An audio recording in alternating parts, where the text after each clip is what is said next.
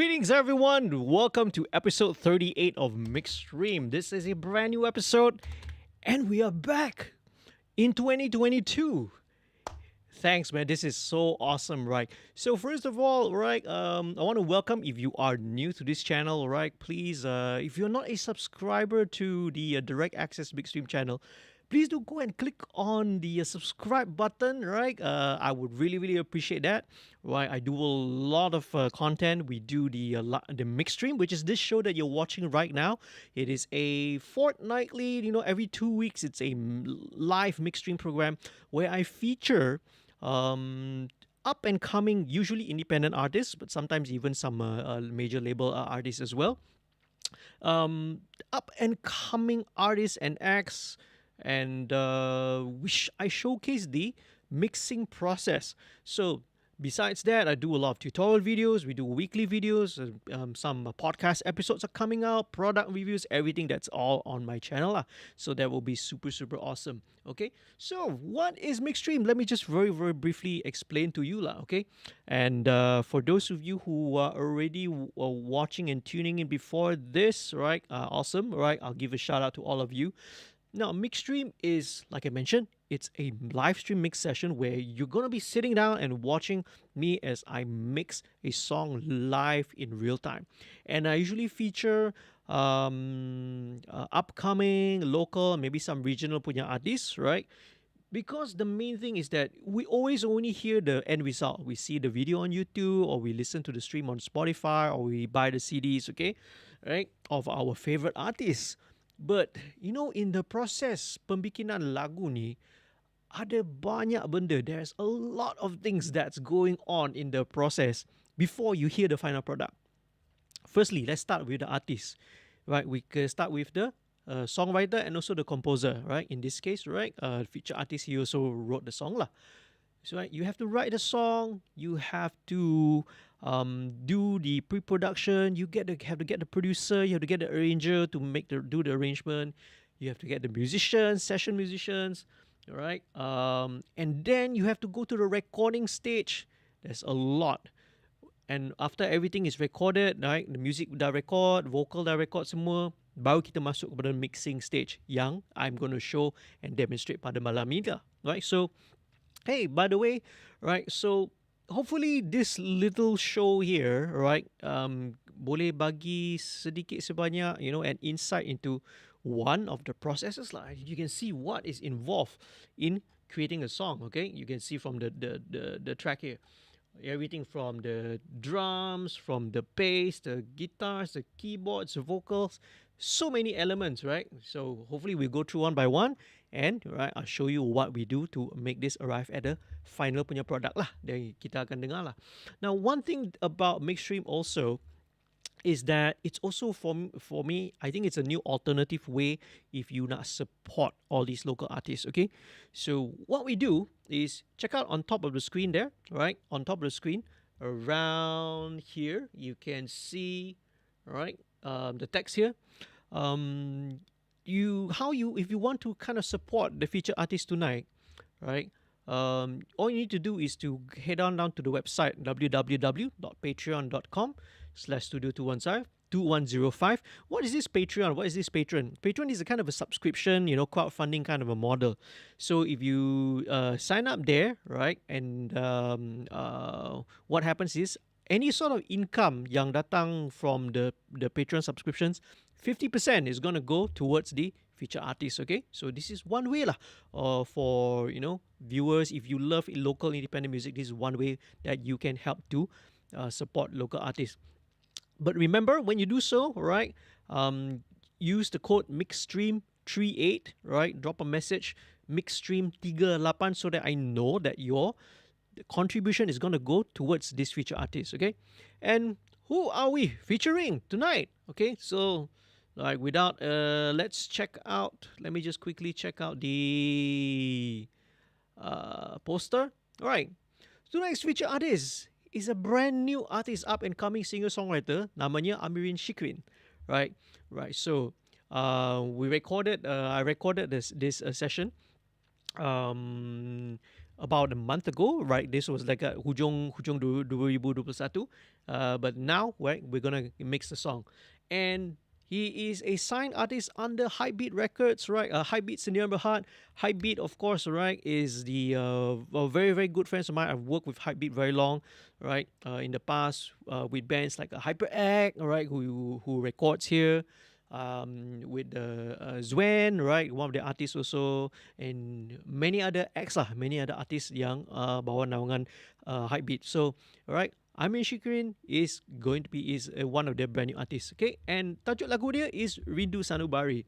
And who else is in the chat? We have folks from Sampai Band. Hello, shout out to you, man, Sampai Band. Right. Please say hi in the live chat so that I know that you guys are there. And we also have the producer of the song, right? The account is Alun Tradisi. Namanya Mr. Totoy, right? He is the producer.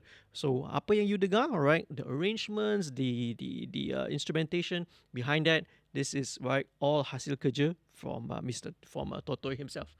Okay, jom. Right. So without further ado, let's not waste time. Let's head on down and start mixing the song. So first step, in the process of mixing lagu, we need to take a look at the big picture, right? Big picture, that means you want to look at the overall objective look at the song. We want to do a little rough mix, which I've already done before this, right? You guys were sort of listening to it if you were tuning in before that. Listen to a rough mix of the song. Listen to the structure, intro, verse, chorus, solo. Listen to all the different parts, apa instrumentation yang dipakai, which part needs to be featured, right? So you want to roughly balance everything, so you have a rough balance to do, okay, of all different parts. So you know, okay, part ni, this instrument need to be featured. Part ni, this vocal need to be featured, right? And this is all part of the mixing process. So let's start. We'll do a little running commentary as well as we do this. So let's do a little bit of analysis, okay? So we're going to turn on with the vocals and let's listen to the rough mix. Straight with the vocal. Very nice. And this is the chorus. No intro, straight into the chorus. Baru intro.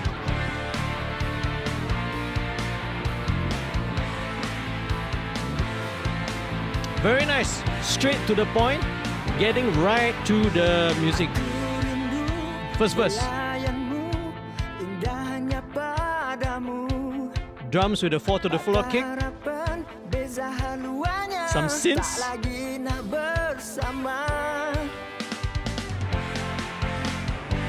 Okay, a short interlude, verse 2.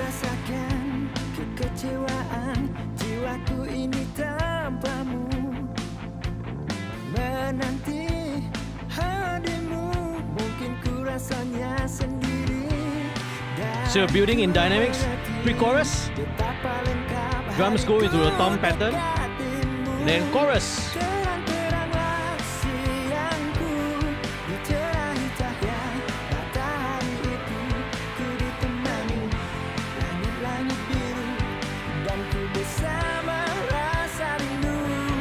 Solo.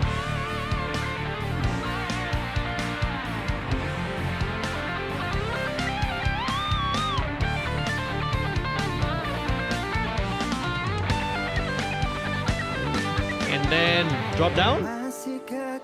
Wait, we go into a bridge.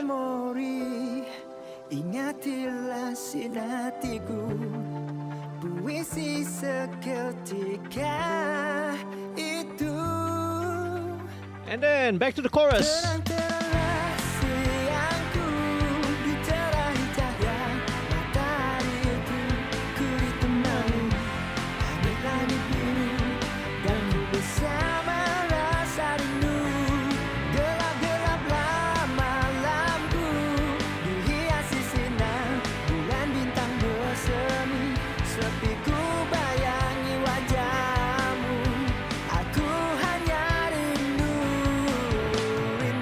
Okay, and then the outro.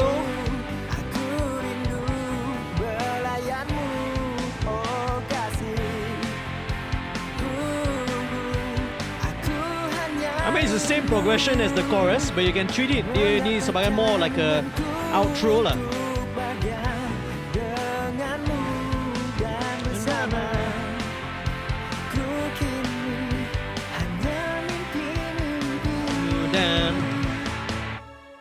Right, and a nice tight ending, okay? Right, so this is an awesome, super punya arrangement. Very compact, very straight to the point, straight into the chorus, right? Which is really, really good for if you want your song to be a radio single, get straight to the point, okay? Right? You don't want to have a long intro, you know, by the time, right? If your intro dah lebih 30 saat, right? And radio listeners are going to turn off and switch off already. Or even not necessarily radio, even on streaming platform. If it's way too long, if it's not an interesting, you don't hear the interesting, you don't hook the listener within the first 10-15 seconds, people already skip already. So starting with the chorus is a great strategy lah. So anyway, let's go. So that's the rough mix of the song. We listen to the rough mix because you want to, like I said lah, kita nak look at the overall picture. After you see the overall picture, then we can focus on all the micro parts, all the individual parts, okay? Let me pull up the mixer console at the bottom. So, right, first things first, very important, we want to get our gain structure right, okay? So what do I mean by getting our gain structure? We need to get the right gain structure so that the final mix is going to have a nice healthy level. Firstly, you don't want to be clipping in digital audio. You tak nak overload. You don't want to clip your output, your master bus. Right. On the other hand, you don't want your level to be too low, because if it's kalau too low pula, right, what's going to happen is that when you master it later, it's going to bring up all the noise, so it'll be too noisy. So you want to set at about a good level. So how do I do that? My strategy, my technique, okay, that I use is to use the kick drum as a reference. Okay, just give me a second. Let me try and sort of remove the little watermark here. Kejap, let me turn this off. Ta-da. All right. Okay, so it won't be confusing. All right, so now kick drum, okay? As I mentioned, let's start with the kick drum. Let me pull the channel over here. How I do the strategy is, what I'm trying to aim for is that I'm going to set my kick drum level so that it's going to peak.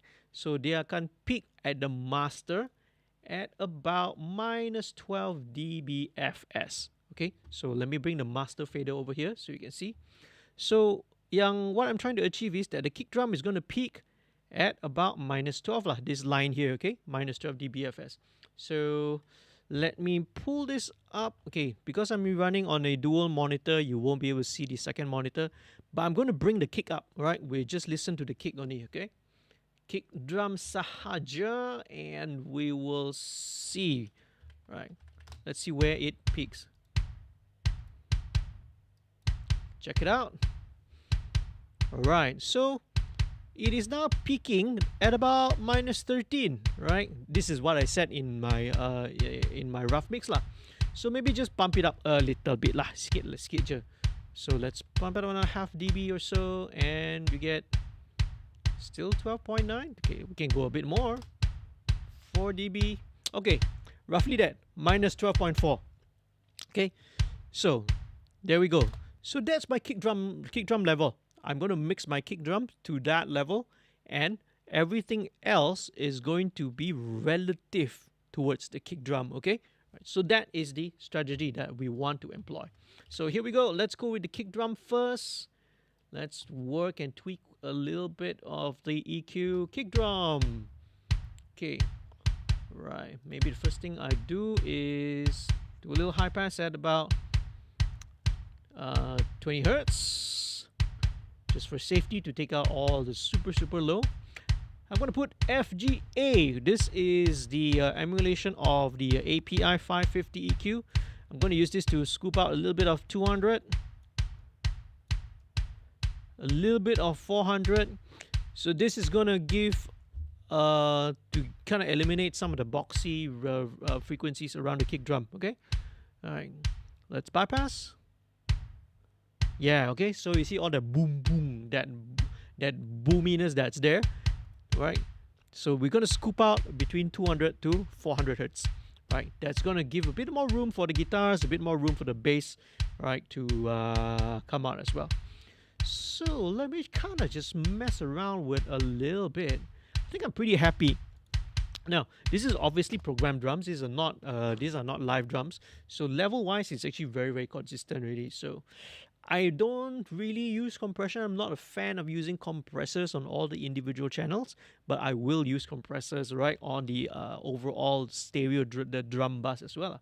Okay, but what I will do for all these drums, right, is to put in a little bit of limiting, a little bit of clipping, right? And this is just to shave off the super right peaky transients, right, from all these drum parts. So as you can see, it's very, very consistent. Let's just check it out here. So let's bring the threshold down. Okay, so just a little bit. I just want to catch the very, very top peaks. Tu je. That's it. Maybe a little bit more. And that's it. Yeah, that's all it needs, right? So some of it, right, very, very tiny. So it's very, very subtle. So especially I think some of these mungkin ada accent sikit, right, on here. These doubles. Yeah, okay, maybe just a tad more. Let's bring it down to about 12 dB. Yeah, minus 12 dB threshold. That's good. That's it. All right, kick drum is done. Simple. Okay, right. So let's bring in the snare drum right now. So snare drum. Okay, actually before I proceed and move forward, if you notice on the inserts, there are a couple of plugins that I already have inserted and instantiated in here. I'll run through you what this is, okay? This is firstly an instance of the virtual tape machines. So this is modeling an actual multi-track. In this case, this is a 2-inch 16-track tape machine. And what we're trying to achieve nowadays, especially because now we are all working inside a digital medium, inside a digital format, inside a digital audio workstation, we are trying to sort of re-inject a little bit of that analog signal, right, the analog sound that so many of the great of our most beloved, the best-selling, the biggest records and albums of the past decades, right, of the the past many decades of modern music history, many of them were all using, right, analog tape machines and also analog consoles.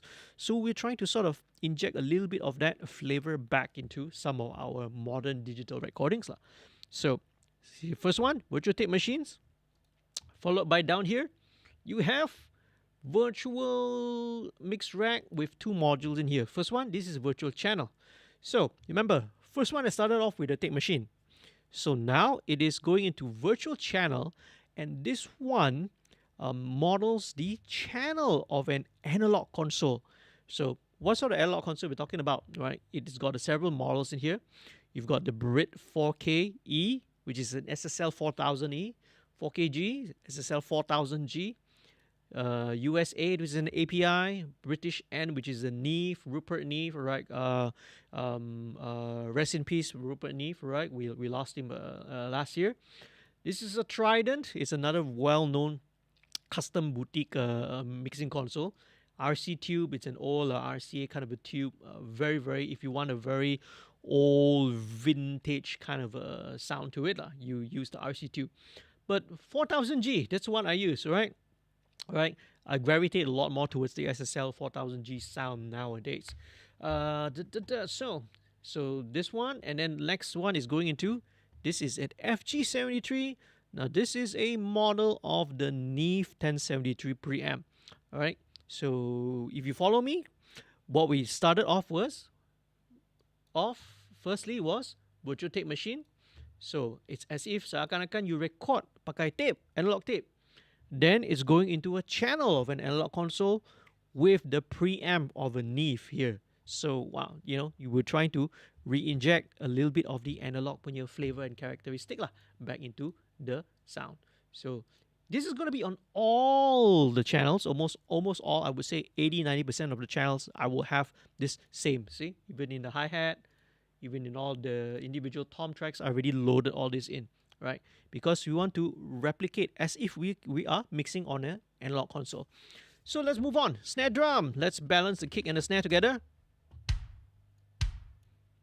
Right. And hello, snare drum.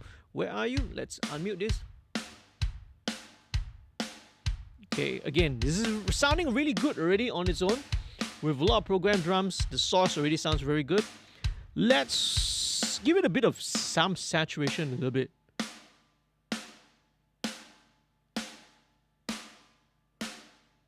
Okay, this is a bit too distorted. This is just to make it a little bit fatter. I think we maybe need to give a little bit of body to this snare drum. It's got a nice bite, right? The highs are also good, but maybe just a little bit of body at about 200 hertz. Okay, same thing. I'm using the FGA. I love the FGA, man. The API is kind of my favorite EQ. The way it's been described, right? Especially the 550, either the 550A, 550B. The thing is, with an API EQ, when you make an adjustment, when you when you click and then you adjust the knob, right? It's usually in 2 dB increments. You only got two outcomes. Either it's going to make the sound better or it's going to make the sound worse. Is these two things one. So that's what I love about the API EQ, right? So if you know, okay, it will either make things sound better or make things sound worse. So in this case, let's have a little bit of 200. Okay, it's giving a little bit of fatness to the snare. Bypass. Let's try a little bit more. Okay, so this is about 4 dB at 200 hertz. We'll see how it goes, okay? Right. One thing that's very important, this is a phrase where we use in mixing, right? It's called you set, but you don't forget, right? Because sometimes, we like to, especially when it comes to technical things and benda that we want to adjust, the phrase is always, set and forget. You don't have to worry about it. But that's the wrong attitude to adopt in mixing. You got to set something, but remember, don't forget what you did, because you may need to come back and adjust and tweak it later. Right, so that's it, kick and snare. It does make it a little bit louder because, right, I am boosting, right, the fundamentals. So maybe we need to compensate this by about a dB. Nice, okay? Very nice.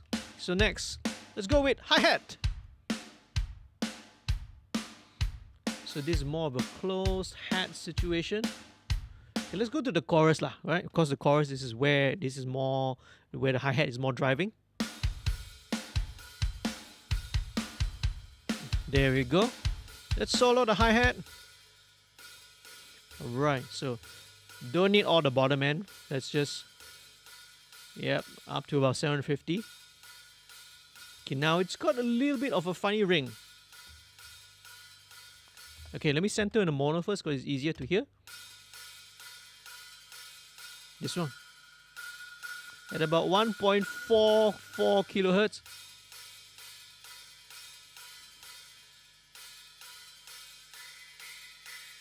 And about 1.8. Just a tiny bit, okay? Okay, that's cool.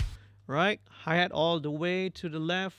Okay, jump. So now let's go to all the overheads, all these crashes. So this should be fairly straightforward. Let's just...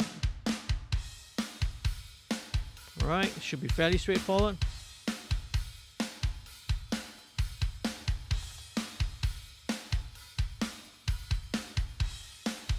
Okay, we have a few more crashes on the right.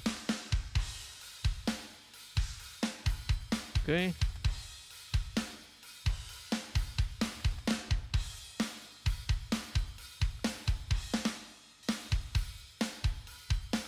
Okay, let's go to this section because I want to hear a little bit of the right-hand side crash.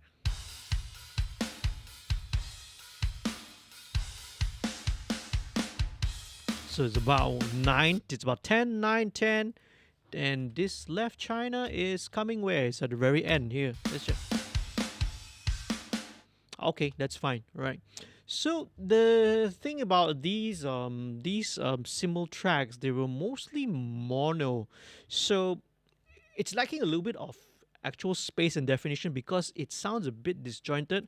So what I'm going to do is I'm going to try to give a little bit of cohesiveness to all these cymbals. Okay, so what I will want to do is let's put them into some kind of a room simulation. So simple one, let's go with BX Rooms, right? So this is from Brainworks under Plugin Alliance. This is just to give it a little bit of room, ambience, okay? So let's check it out, just the overheads alone. Let's find a good spot that we can put all of them, maybe around here. Okay, let's try, all right? Oh, let's loop this section. All right, let's bring the mix down.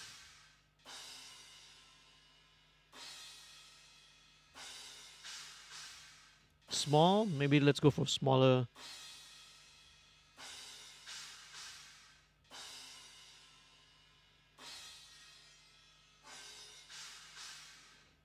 Okay, right.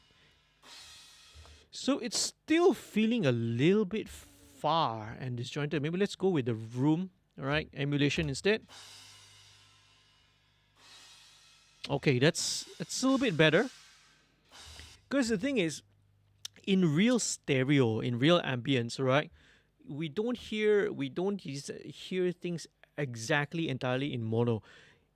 If we hear some sound, right, that's coming, let's say, from the left channel only, it's still mono, but you're just hearing one mono source that's coming from the left signal. So it doesn't really have that depth or the width that you really associate with something that's inside a stereo field.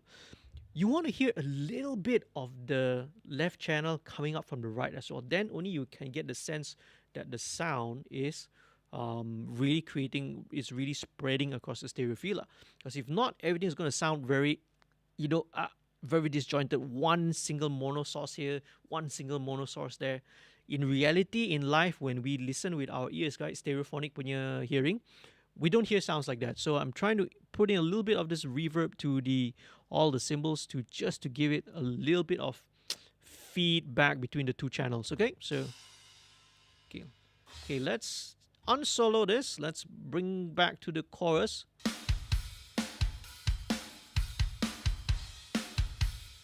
Okay, it's a little bit better, right?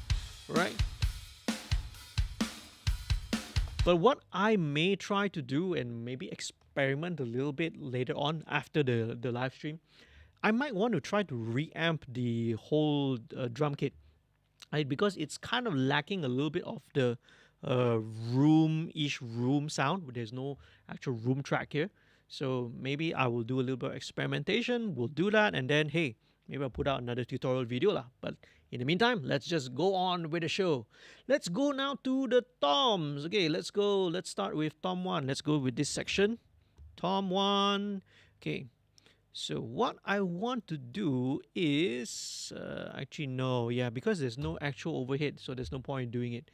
Okay, forget it. I wanted to say that I wanted to check the polarity, but I just realized that because there's no actual overhead here, it's not going to affect lah. So let's skip that part, okay? All right, let's skip it.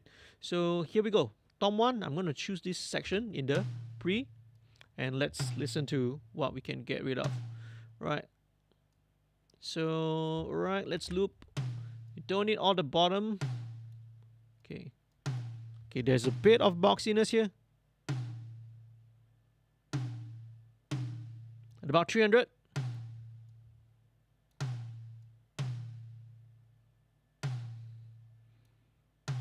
Okay, and one honky little frequency I can hear.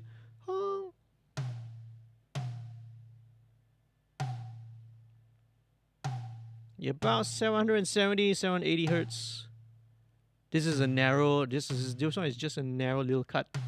Okay, so to give the toms a little bit of body, I love to use bark of dog. So this is more of a low frequency enhancer. This actually is more of a it's more of a filter. It's like a particle sharing filter trying to mimic, correct, the characteristics of what a Pultec EQ does. So because what a Pultec EQ does is that when you center it around a center frequency, it's not strictly a shelf down. There is actually a little curve that dips down. So let's say you boost, let's say 100 hertz, right? There is a slight dip at about 120, 140. This helps you to to boost the low end to make it big but not sounding muddy, right? So let's try this. So let's practice our ear training, okay? Right, so let me just cycle this again. Okay, I'm trying to look for the center frequency, okay? So I've turned off, so now I can't see the RTA, all right? Let's do it by hearing only.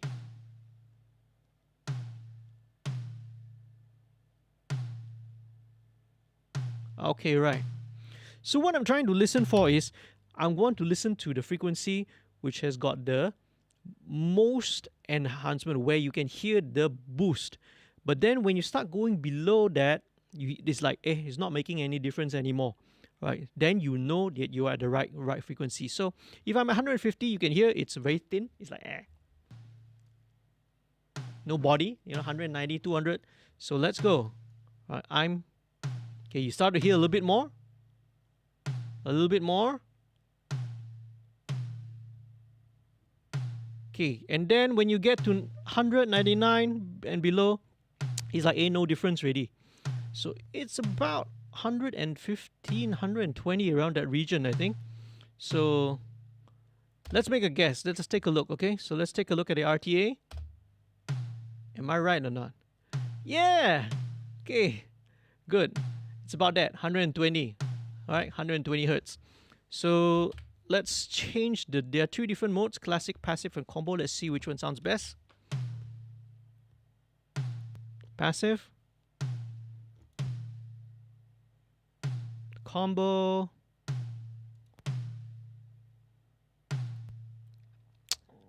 Okay, the thing is, with the signal being so clean, right, with some of these program drums, then you don't hear that much of a difference between the two. It's more of when you have a more complex, let's say when you mic up a real drum kit, then you can sort of hear how the different interactions, the filter curves will affect. This slight, but not big enough to really warrant a difference between the two in this case. Okay, so there we go. That's Tom 1, right? Very nice. Okay, let's go. Let's jump to Tom 4 first. So same thing. Okay, take out a little bit of this. A bit of honkiness.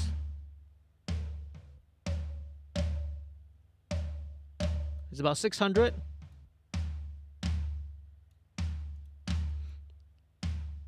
Okay, down there's a little bit. At about 330, 340, around there. Okay, let's bypass EQ. Okay, yep, it just cleans it up a little bit lah. Alright, better. Okay, okay, very cool. Now let's go to here. Alright, we've got a whole tom roll here. Let's go with tom 2. Let's check. Okay, let's go to the same thing.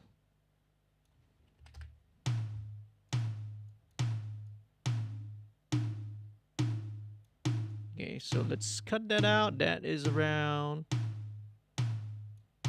around 320 hertz. And a little bit of honkiness at about 700. Again, not much, just a couple of dB, alright? You don't have to do too much lah. So same thing, let's boost this out by about 5 dB. Let's look for the frequency. This is about 100. Bypass. Yeah, a bit thinner. Yeah, okay, so this is fatter. So classic. Passive, passive a bit too muddy. Combo, let's go with classic, alright? Yeah, classic is a little bit cleaner. A little bit cleaner. Tom 3. Okay, let's go. Tom 3. Hello, Tom 3. There we go.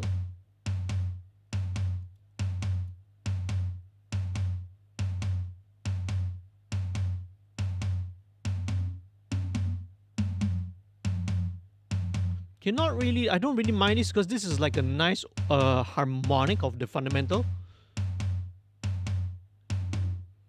Just a bit of the honkiness at about 590, alright? Just around there.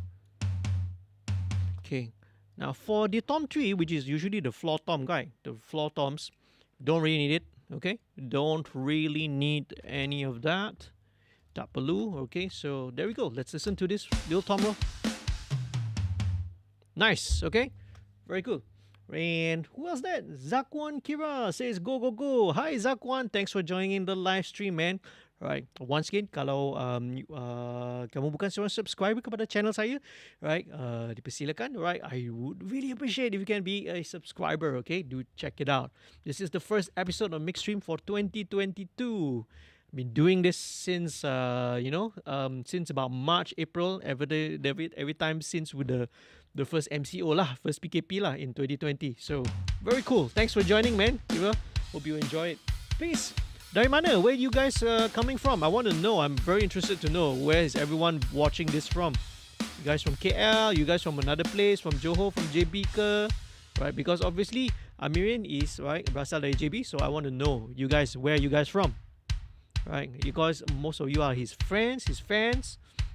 Okay, jom. So that is done. Now let me do one more thing. I still feel like I want to give a little bit of room and space to the entire drum kit. So short of doing the reamp thing, which I was thinking about, benda tu I can't show you right now. That one is something I have to do later because it involves miking up, it involves miking up and feeding the signal. But what I'm going to do is let's send this reverb. This is from the overhead channel. That means all the cymbals. Let's send it to a reverb, okay? And let's go to this reverb. This is called Reverence. This comes bundled with Steinberg. It's a stock. This is a convolution punya reverb.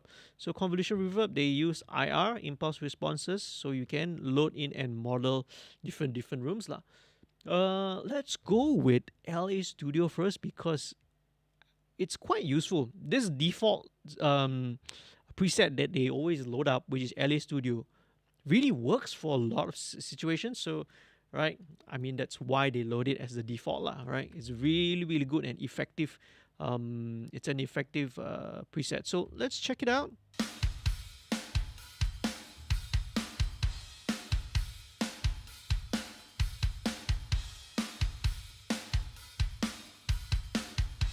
Okay, let's send a bit of the snare.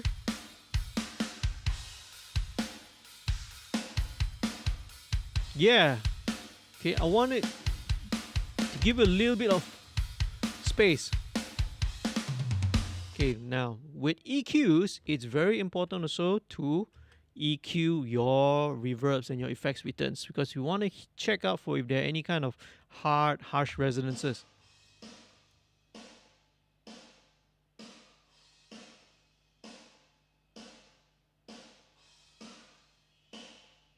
So I'm hearing there's something at about 2.5, 2.6K.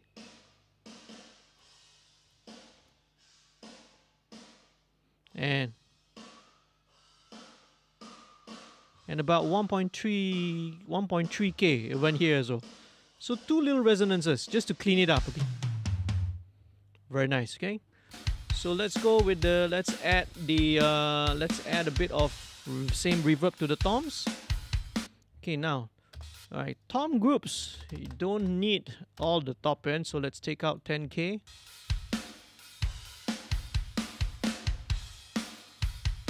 Okay, let's go to the tom row.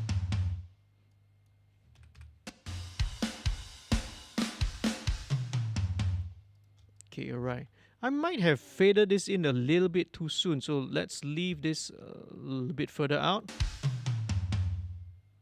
Okay, more, I think.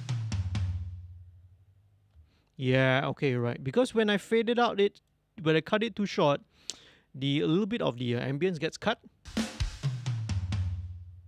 Yeah, okay, that's a little bit better. I think let's give this a bit more space as well, lah. Right, let's pull this all out. Let's see how this sounds. Yeah, okay, that's better, right? Otherwise, it just sounds like tiba-tiba is like cut already, right? It's a bit too short. Alright, and why another person, ada orang yang join kita juga, Muhammad Rafi. Hello, selamat datang. Welcome to the live chat, man.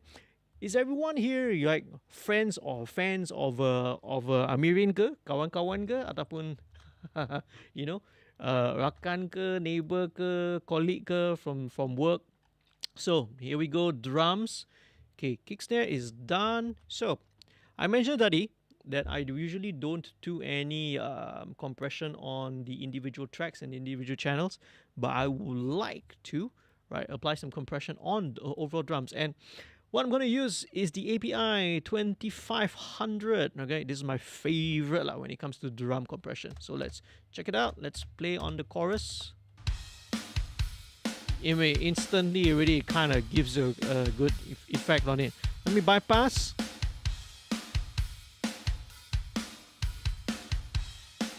Okay, let's bring it up by about half dB.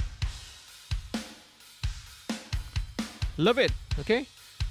Instantly makes things a little bit tighter, and it brings out a little bit of the ambience and the sustain. Okay, right. I feel like I could use some kind of a bit of a distortion. I think for this guy, I think I want to do parallel processing for this, right? I have not done parallel processing because I don't really like the sound of parallel processing, but let's give this a try for this drum sound, okay? Because it might be useful. And how we're going to do that, I'm going to use this one. This is Pulsar Smasher. So this is actually a model of a 1176 compressor set to all buttons in. And hey, we got more people. Hi, Butot. Hi, hello, Happy New Year, Butot. All right, all of you, awesome, man. Thanks for joining in, right? All the way from Sabah, right? Butot, yeah.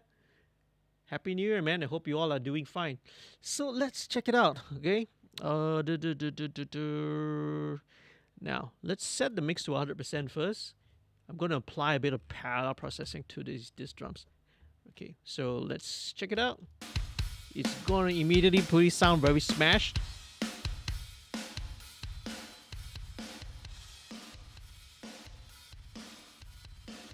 Okay, I'm hearing a bit of a reverb. Let me turn off the reverb first. So we're just going to hear the actual drum. Okay, let's equal volume, bypass. There you go. This is the explosive nature of the compressor. This is beating the crap out of it. It's causing the cymbals, it's causing the hi-hat to go crazy. It's gonna go nuts. Bypass first. Okay, now the sound of this it sounds terrible, okay? So don't go saying that, wow, the drum sound, JD is gonna mix the drum sound like this and so terrible. No, what I'm gonna do is actually gonna mix in just a little bit of this just to give it a bit of energy. So, right, that's just to sort of set the level for the pulsar, for the the drum smash. So now we're gonna blend it in parallel, okay? So.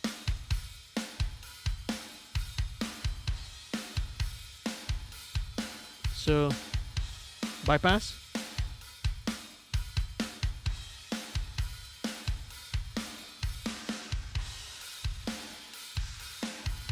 This is 40%. Actually, let's bring it down to about 25%. And that's it. I just want to blend in a little bit, right? Butot says Happy New Year, right? Happy New Year to you too, man. Right. Right, Butot is an awesome bass player. Yep, so bypass again. Cool.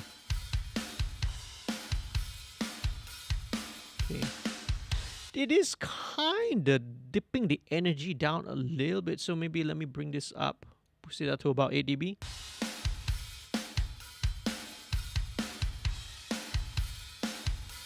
Let's turn it down to about 20%.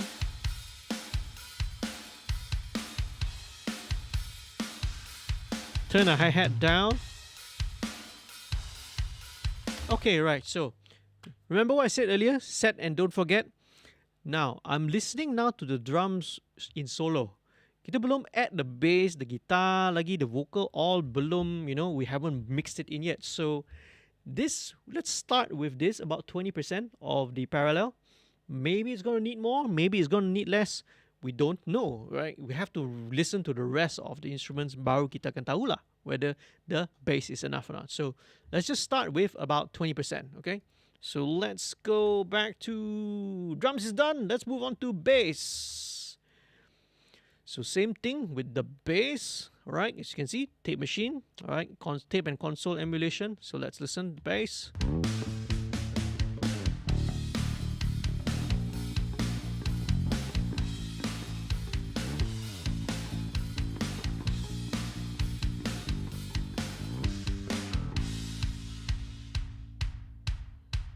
Let's check out, let's play around the chorus. So this is a nice solid bass tone. But how about let's try and give it a bit of more character to it. And let's do that by, let's drop in a bass simulator. Let's go with the MPEG B15. This.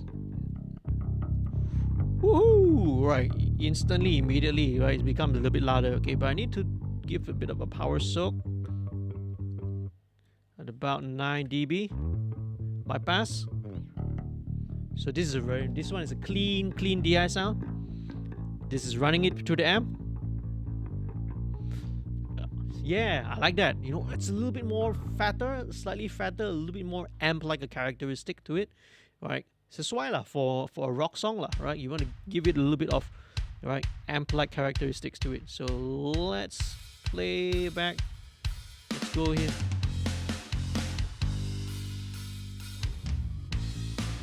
Very nice. Okay.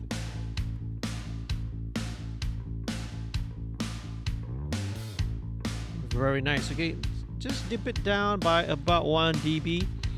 Okay, cool. So the bass here, this track is going to go into a bass group.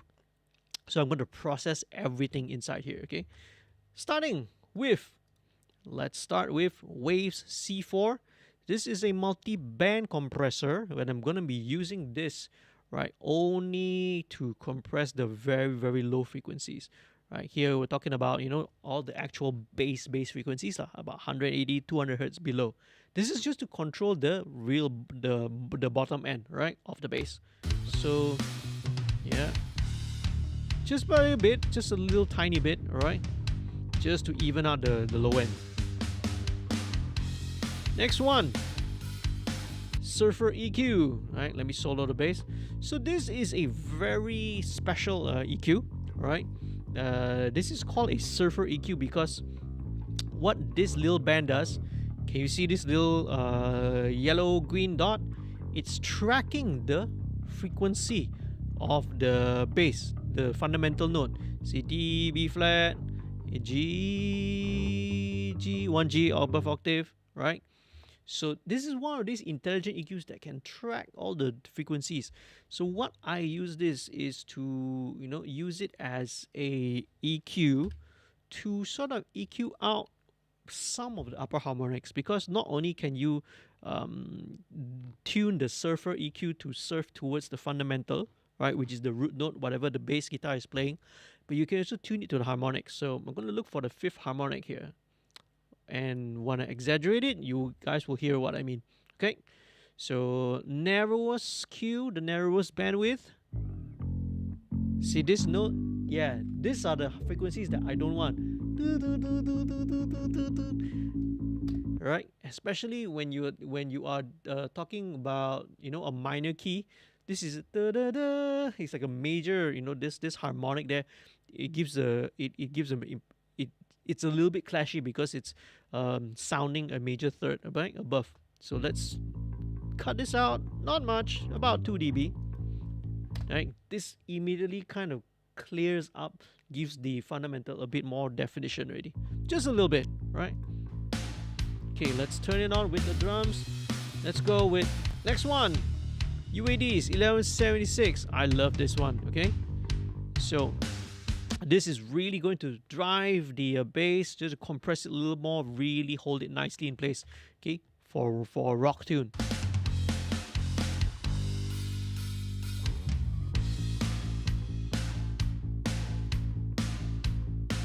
Okay, let's make sure we're equal volume comparison, bypass. Nice. Nice and solid, okay? Okay, now so next thing, bass rider. So wow, okay, another for dynamic control. This one will really even out the bass even more. Let's find it about here. Nice. There we go. And then one of my favorites, MV2. So what I'm going to do, MV2 is really going to bring up a lot of the detail, the low level energy. All right. It's what it does is not really clear, but it sounds like it's a combination of like expansion, parallel processing. It does what usually you need 2 or 3 different plugins to try and accomplish what it's trying to do. But this is really awesome, right? This is so useful on a lot of things, on vocals, on bass, sometimes even on drums. I like to use it on plucked instruments, right? Especially, right? Solo parts and all that. So this one is just going to bring up all that, you know, low level, where the energy, where the detail of the song. Basically, I just want to add more energy to the bass. I'm not trying to make it louder. I'm not trying to control the dynamics, because that's already done. The dynamics are even already. Firstly, the playing was really good, so it's nice and even, right? Then adding in the compression, the surfer EQ, what Wave C4 is doing, bass rider, what everything is doing. Here, MV2 is to add energy, so we're going to do that, okay?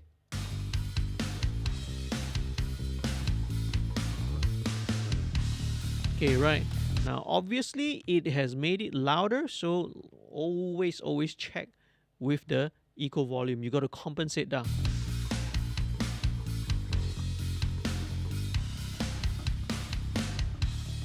I hear something interesting going on with the drums, and it sounds like something that the parallel processing is doing. So I may need to tune it down, alright? So let me check later. Bypass first. Turn it down a bit more, about 5 dB, right? Nice, I like it. Okay, to give the bass a little bit of a cut, all I like to do is, again, FGA at about 800 Hertz. Give it that bite, that mid-range bite. Quite a lot. I'm talking about 9 dB here. Maybe even 12 dB. Yeah, let's go for it. 12 dB, man. What the heck? Okay, maybe a bit less, okay? Now it's on some of the higher notes, it starts to sound a bit quacky. Very good. Okay, now I'm really hearing something, especially when the cymbals crash. I can hear this, hear the pulsar smasher really working. So let's turn this down a bit.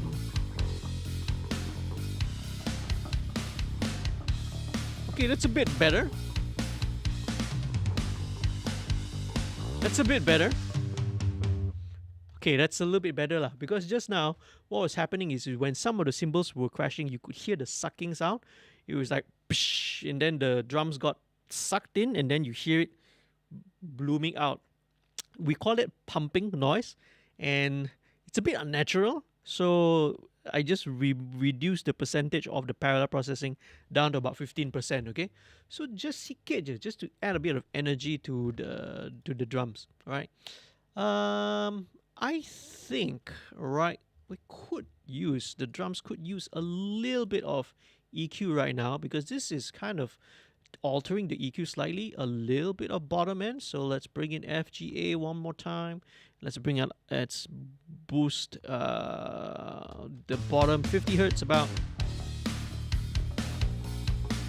Okay, feel like I want to give a bit of weight back to the kick lah. Okay, that's better. All right, I think that's better. Nice. Okay, cool. Let's go on now with let's check what the pads are doing. Nice.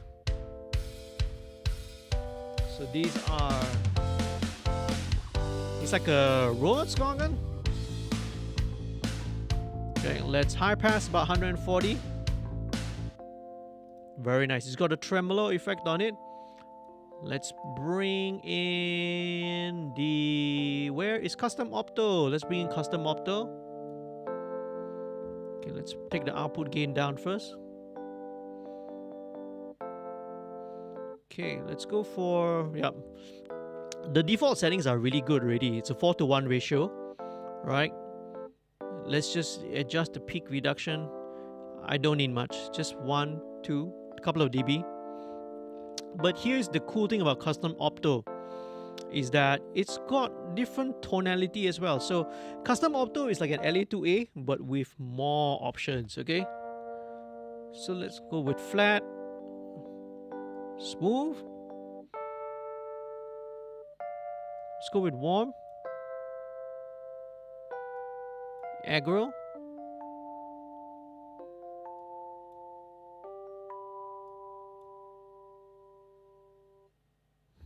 let's just try again. Listen, I don't mind it being a little bit more. Okay, warm is a bit too warm, too dark.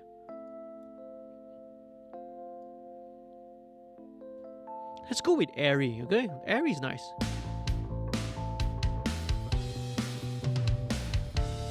Nice. Let's keep this down there. Okay, I'm gonna skip the rest of these, all the pads, all the synth leads dulu, right? I just want to focus on the rhythm instruments first. So let's go with the distortion guitars. All right, distortion time, man. Woohoo! Okay, it's a bit loud. So same thing, right? I have the tape and console emulation. Let me just check it out and see. Alright,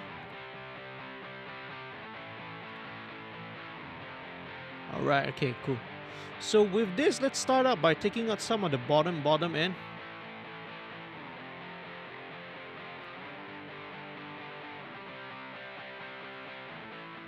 Alright, okay, cool. We just take out and high pass all that bottom we don't really need. Let's just blend it in and see.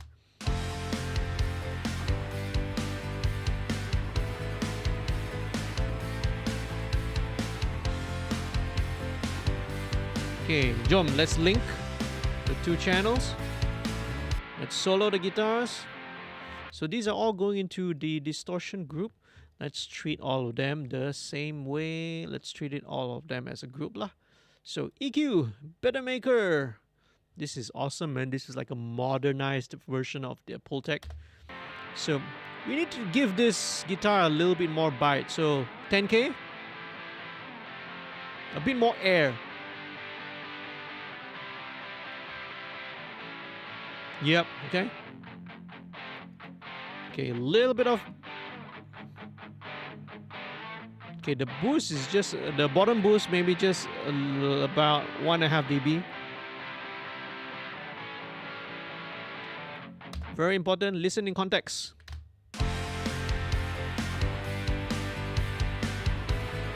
Yeah, see, it's got a bit more bite to it. This one is a bit, you know, dark, dull.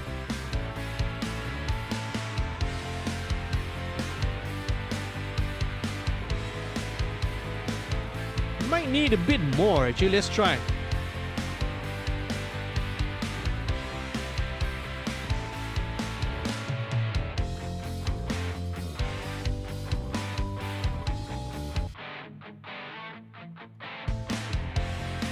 Okay, cool. So now maybe a little bit of the mid-range.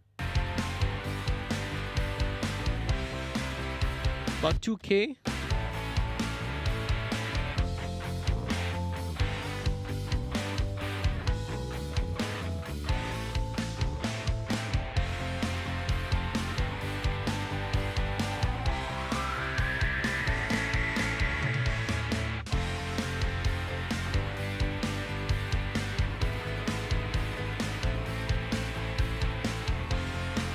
At about 2.5K, right? About 2K, 2.5K is just, again, a little bit more bite.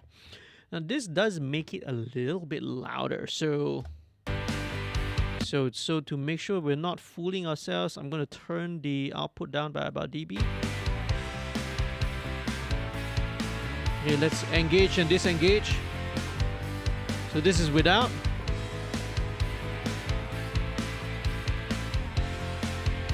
Turn it down by 2 dB.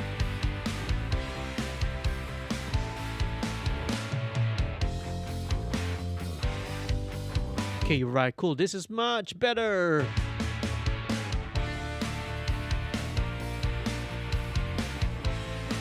Okay, now, cool. Now, this guitar, I think it will probably need a little bit of ambience lah. Just a little bit. Sikit je, okay? Right, and hey, who else is there? I see in the chat. Mr. Spartanker, Mr. Adam Faiz. Why are you not streaming today or doing some other thing, man? Happy New Year to you. Spartanker says, who else does free mixing tutorials in Malaysia? Live? No one, only JD. True, Airy sounds good. Fills in the void of the high ends too. Wow, okay. All right. You wanna take over the next show? All right, Adam. Well, please feel free, man. Okay. Okay, super cool, right? Adam here is very as well established streamer and an esports commentator right now. And this guy used to work in my studio, man. Used to be one of my assistants and interns back here in Studio 2105. And look where he is gone, right now. Okay, awesome. Thanks for tuning in, Adam. Okay, I could learn about doing live streams from you instead, right? Okay, you should give me tutorials and the lessons. So a little bit or because it's very dry. Let's turn on the effects.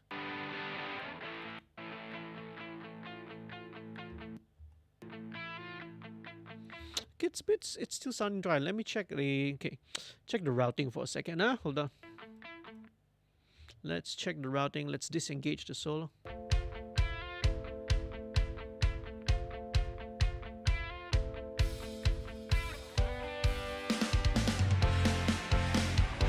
Okay, that's better.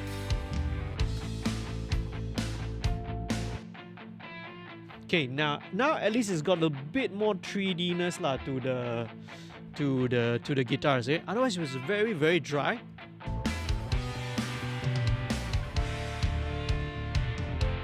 Let's check out the next guitar here. Let's see what else is it doing. Okay, so this one is more of an overdriven guitar that's just mainly playing the chords. Let's check it out, right? So let's pan it slightly to the right. Okay, just to give it a bit of flavor, I'm going to filter this. Filter out some at the bottom. So you see in the intro, this guitar is going to sound a little bit thinner.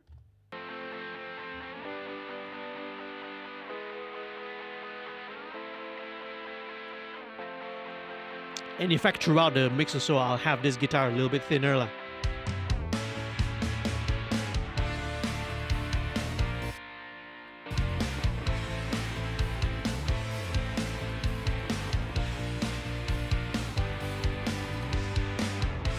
Very good, very nice.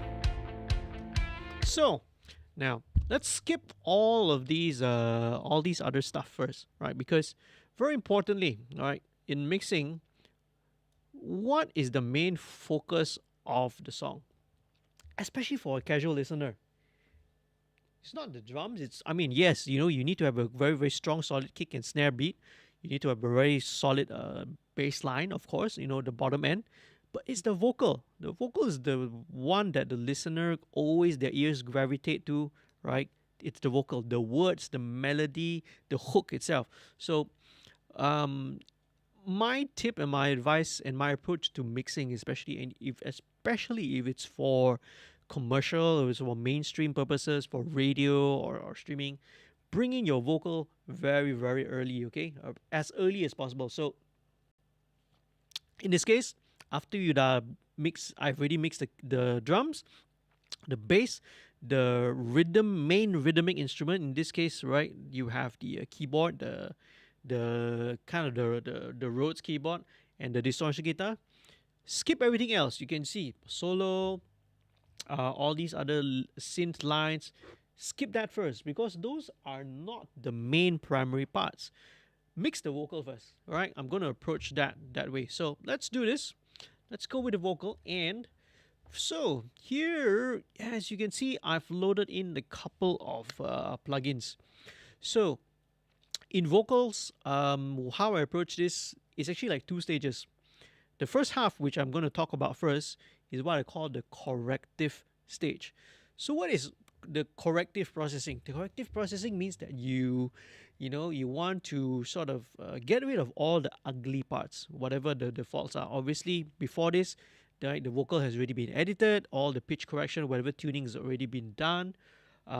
Here, what we want to do is things like remove the unwanted stuff, unwanted low-end frequency, and we'll do that here first. We remove all the harshness, so then only it's ready to move on to the second stage of processing. Okay, so let's start first of all. Let me bypass some of this.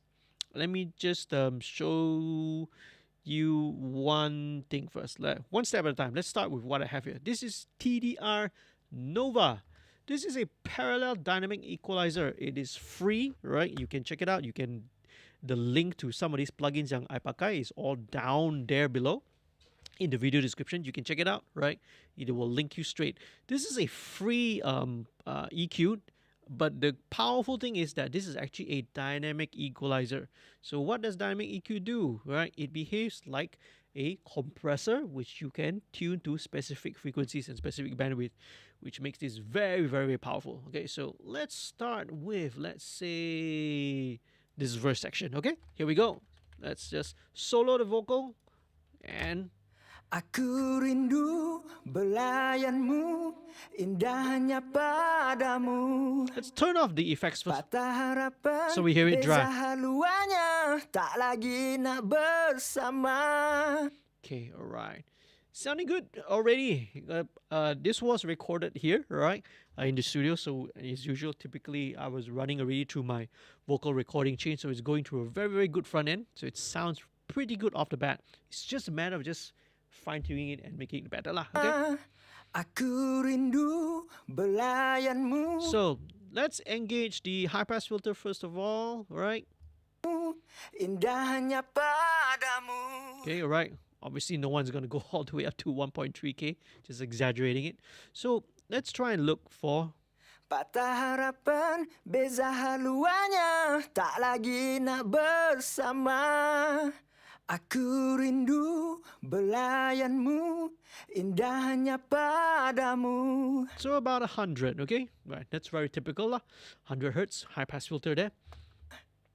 So it's got a little bit of honkiness, right, in the vocal tone. So let's look for it.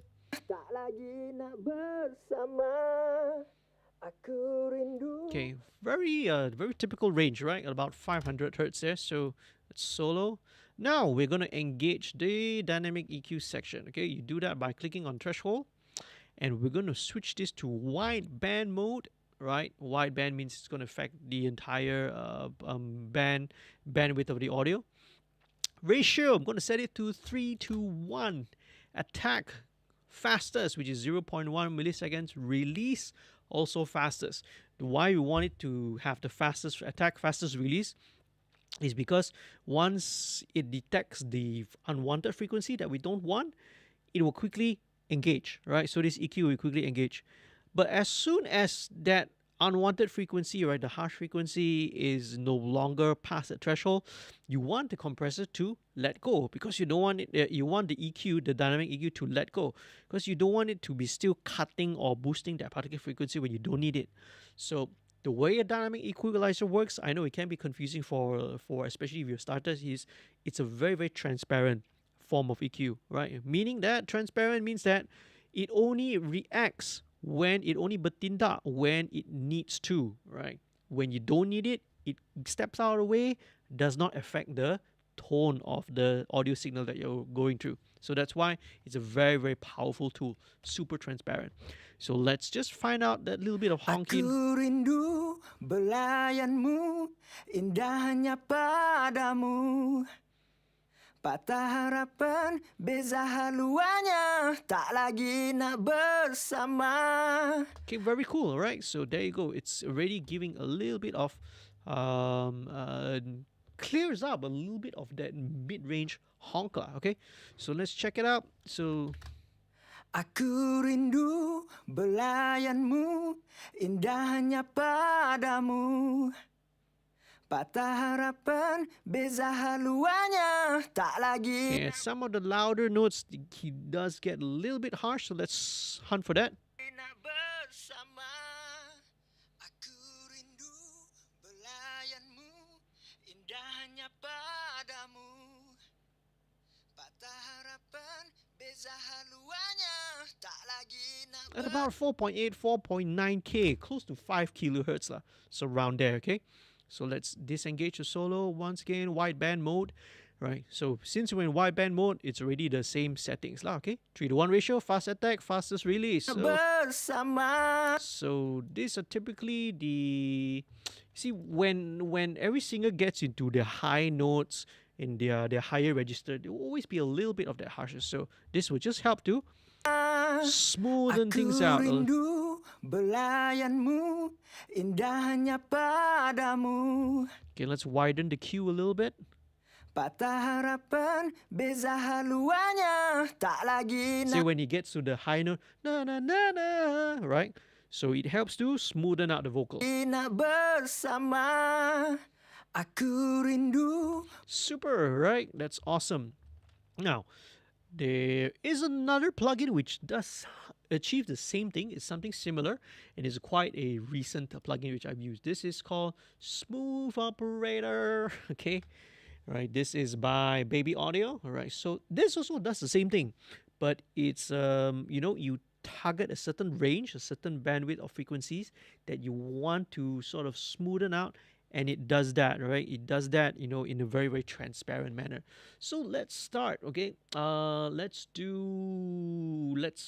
look. Sometimes I drop a preset, but we can just start off right here, lah. Okay? So first of all, I think I still want to center around that frequency, that 500, 600 range. Aku rindu belayanmu, indahnya Okay, so let's padamu. solo, right? So let's solo this and let's engage this. In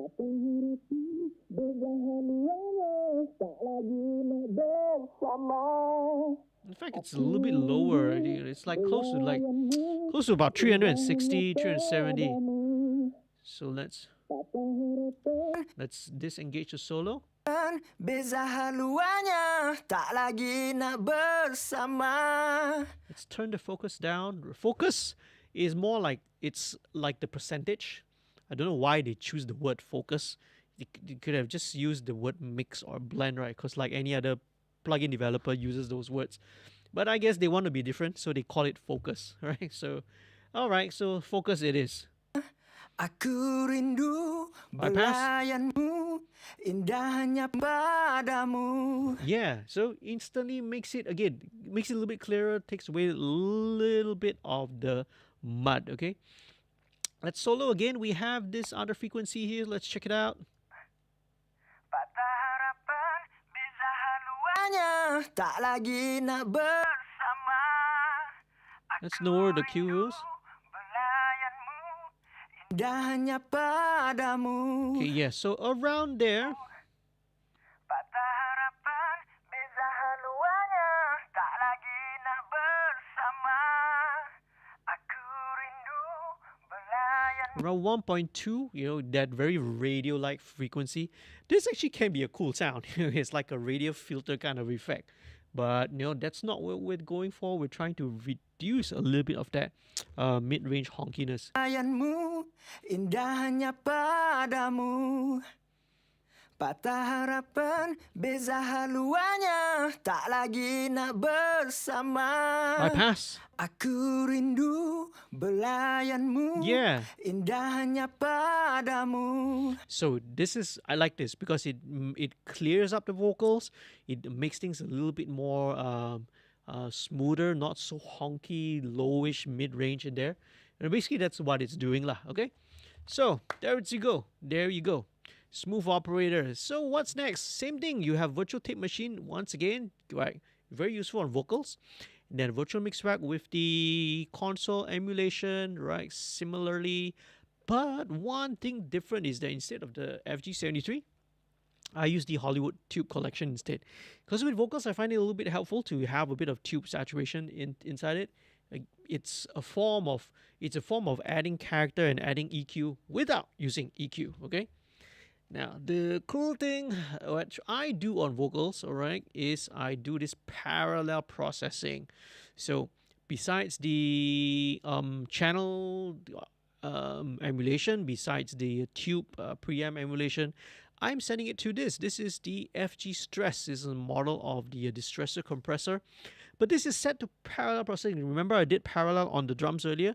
So on vocals, yes, I almost always have this parallel processing chain on the vocals. So parallel processing, what it is basically you blend a mix of the unprocessed, uncompressed vocal along with a signal which is heavily compressed. You blend it together, it gives you a very, very transparent, very, very solid compression. You get still, it's transparent, meaning that you still have a bit of natural dynamics from the uncompressed signal, but it's blended in with the very, very thick, that thick, nice, fat, compressed signal, right, which you then blend the two in lah. So that's what parallel processing is. I usually have this about 50-50, so let's just start and see how it goes. Aku rindu belayanmu, indahnya padamu. Let's give the distortion. Let's see Patah what. harapan, beza haluannya, tak lagi nak bersama. Okay, let's go without it. Let's just leave it as it is without any of the harmonic distortion. Okay, so next one, you have I have sibilance. This is a de-esser, right? So one de-esser at this early stage to just mildly take away some of the sibilance. Aku rindu belayanmu, indahnya padamu. Nothing much here. Patah harapan, beza haluannya, tak lagi nak bersama. Okay, just a little bit, you see. Bersama at the S, right? You get a little. Aku rindu. Let's check it out. Maybe the choruses.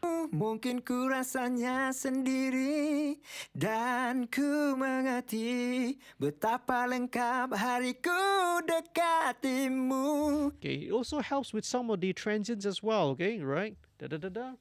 Okay, here we go. And hey, Kuseki is here also. Right. Awesome, man. Thanks for joining in this channel.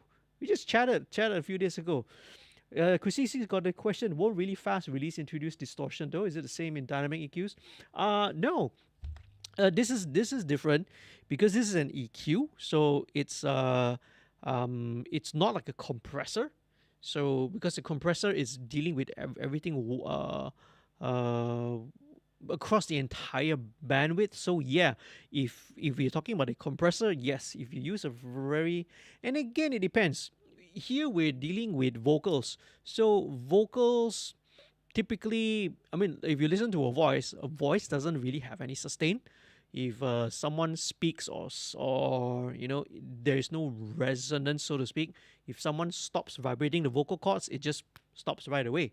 So it reacts differently lah. Different from obviously a drum hit or a bass or something with a little bit of sustain. It's got a bit of any sound that's got a bit of sustain to it. Then yes, that fast release will affect a little bit of it. But with vocals now, like on my compressor settings, it's slowest attack, fastest release, man. Pretty much, on my 1176, it's almost permanently on the fastest release setting. Okay, but again, depends. You gotta use your ears and see which one works best lah. For vocals, fast release is okay. All right. Aku rindu belayanmu indahnya. Oh, where were we just now? Okay, so right, so there, wait, a little bit of sibilance, right, all right, a bit of de-esser to deal with sibilance, and right, very early on, this is an instance of the Arcom Renaissance compressor. So this one is going to have a fairly fast attack, 2 milliseconds. Release is about 171. This is basically actually a preset, but what this is doing, right, it's gonna be there just to catch the very, very top picks. This is not really there to do any compression. So let's check it out. Belayanmu, indahnya padamu. Patah harapan, beza haluannya, tak lagi nak bersama. That's it, just very subtle. Rindu belayanmu, maybe a bit more. Indahnya padamu. Patah harapan, beza haluannya, tak lagi nak bersama. All it's doing Aku rindu belayanmu, is catching the very, very peaks. Padamu. Patah harapan, beza haluannya, tak lagi nak bersama. And that's it. All it's doing, not more than 1 dB of gain reduction, right? It's just there. It's not there to compress. It's just there to catch some of the loudest peaks, lah. Okay, right? That's all it's doing. It's not there for compression. Aku rindu belayanmu, indahnya padamu. So there you have it. Patah harapan, beza haluannya, tak lagi nak bersama. Sweet, okay? So there, that is the corrective processing, okay? Just to take away all the blemishes, the ugly blemishes that may exist in the recording, lah. In this case, there's nothing much, just some real little basic things of just removing a little bit of mud in the vocal frequencies just to give it a little bit of clarity. That's it, right? A tiny bit of de-essing and that's all. Then only we move into the creative aspect. And, okay, have not done this in a while, right? Because some of the projects that I've done before didn't really need it.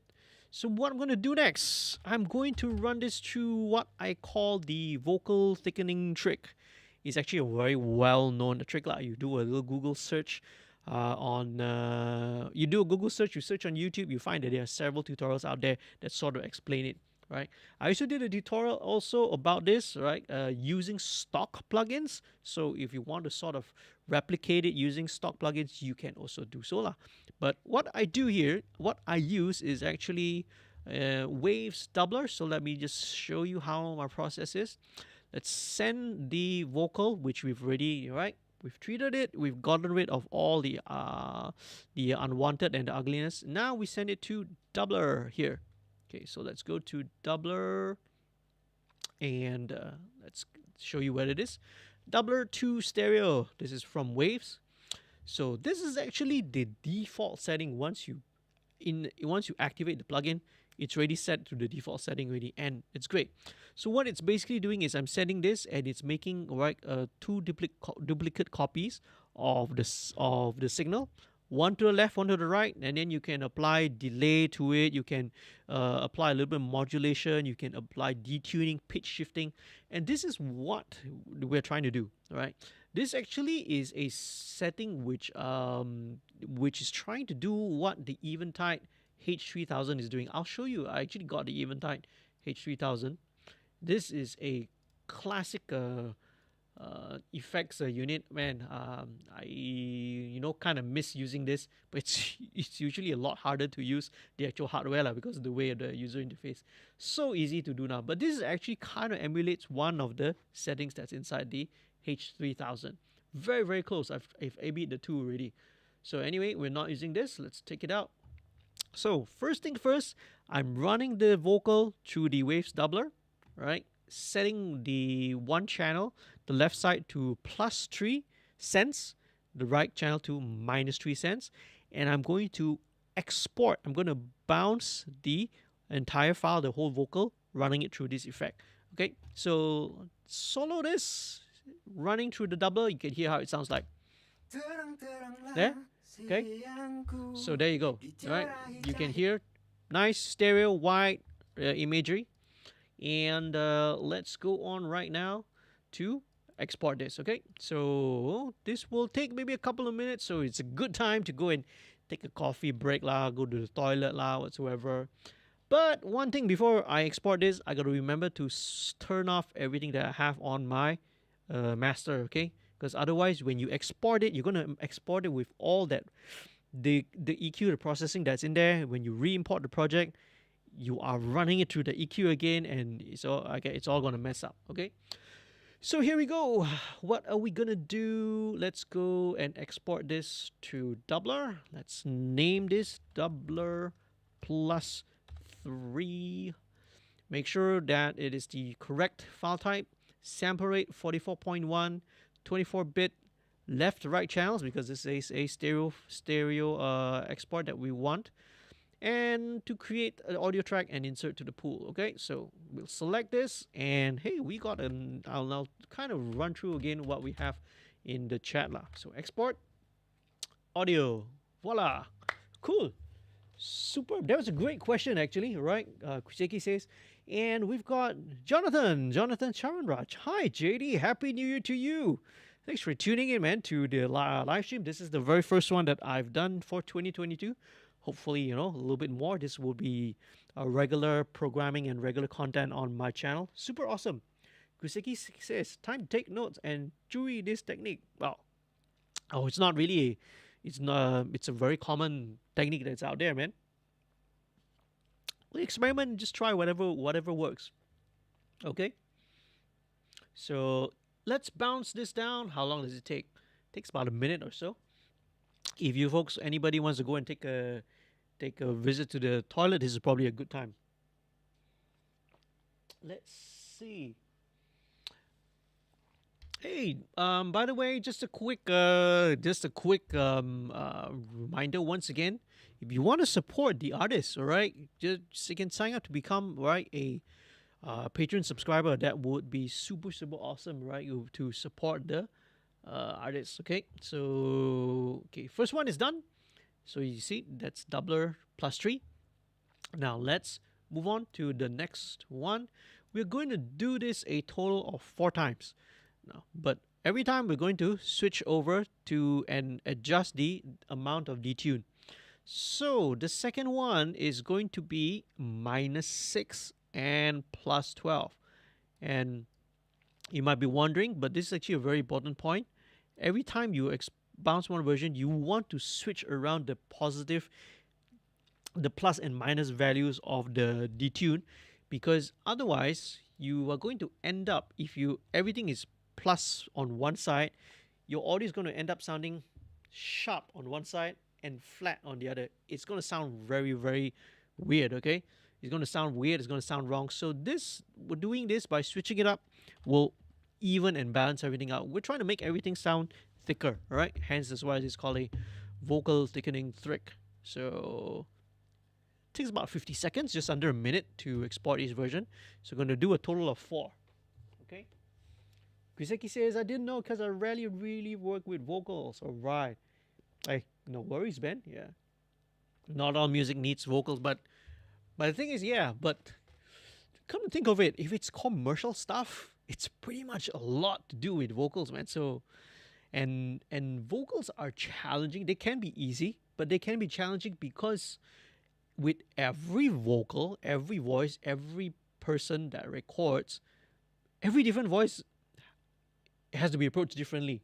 So, that can be a challenging thing to sort of approach and to think about. So yeah, awesome. All right.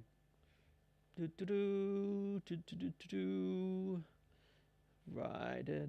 But that was a very, very good question. Okay, relating, and the thought process is actually correct.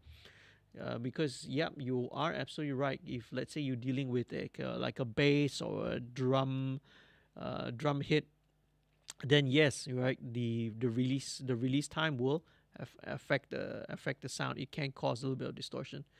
So next one will be +9, -9. Okay, let's do that. Doubler +9, export audio. Okay, let's see what else is happening. What else is happening? Property agent just messaged me. No, I'm not. I'm not interested to sell anything. Okay, right? Got a client getting to buy a shop landed house in Stapa. I don't even stay there. How where in the heck do you get my number? Okay. Ah boy. Okay, what is this? Da-da-da, log in my email. All right. Okay, thank you. Okay, I'm going to report for spam. Thank you. All right, no thanks. Don't try and sell me a house. Okay, no thank you. 6, 5, 4, 3, 2, 1. Okay, should be one more to go. One more to go. There we go. And the final one. Final one is going to be, all right, minus 12 plus 12. So I don't really go beyond this, beyond minus 12 or so, because once you start getting to 15, 18, 20, 20 plus, it's already you already kind of pitch shifting it by a quarter of a semitone. It sounds out of tune lah, right? So the objective isn't really to make it sound out of tune. You just want to make the vocal sound a little fatter, right? You just want to fatten up the vocal, right? Telemarketer, suhu. Yeah. This is not really a telemarketer. It's just property agents and people, you know. I don't know lah. It's the banks or whoever. They just sell the data, even though they're not supposed to sell your data. So you can just apparently buy. You know, these people, they just buy all this whole database of people's phone numbers and just spam them, right? Okay, either from the developer or whatever. I don't know where they get all these numbers from, right? But well, that's what happens, man. You know, there's no privacy nowadays. Your data is everywhere, and sooner or later, I mean, not sooner. I believe even right now, people can track you. Um, you know, governments can track you. Companies can track you. Apps can track you wherever you are. But anyway, that's not the scope of what we're gonna discuss. So back to our program. So there we go. Now let's send the lead vocal back to the lead vocal group. And now we've got the 4 doubler tracks. These are all gonna be also bussed to the same lead vocal group. And gotta remember to switch on, turn back on the. Okay, there's so many groups here that I get confused. Turn back on all my master bus processing. Okay, so here we go. So what we're trying to do now is we're gonna blend in all these doubler tracks, right? And just see how it goes.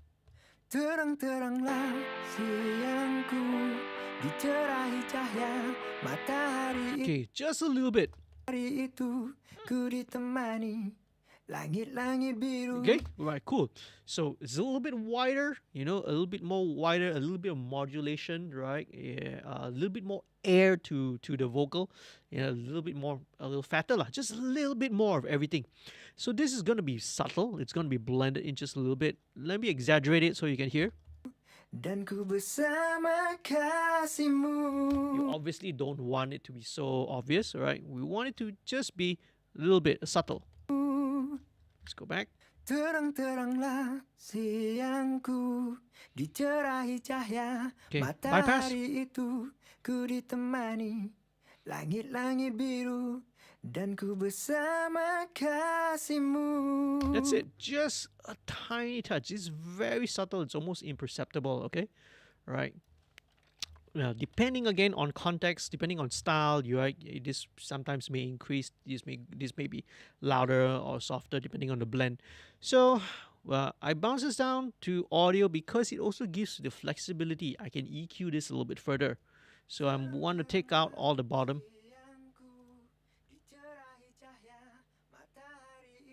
Okay, especially similarly these honky parts, 750, 760, and also right.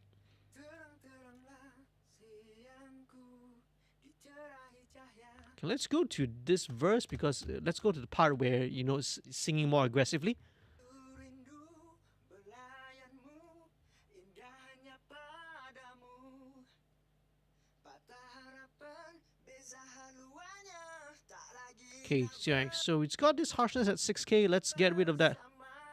Then you'd usually don't need all that top end, right? Just take out, right? 10K. Or maybe let's go with 12K. God, I don't mind a little bit in this vocal.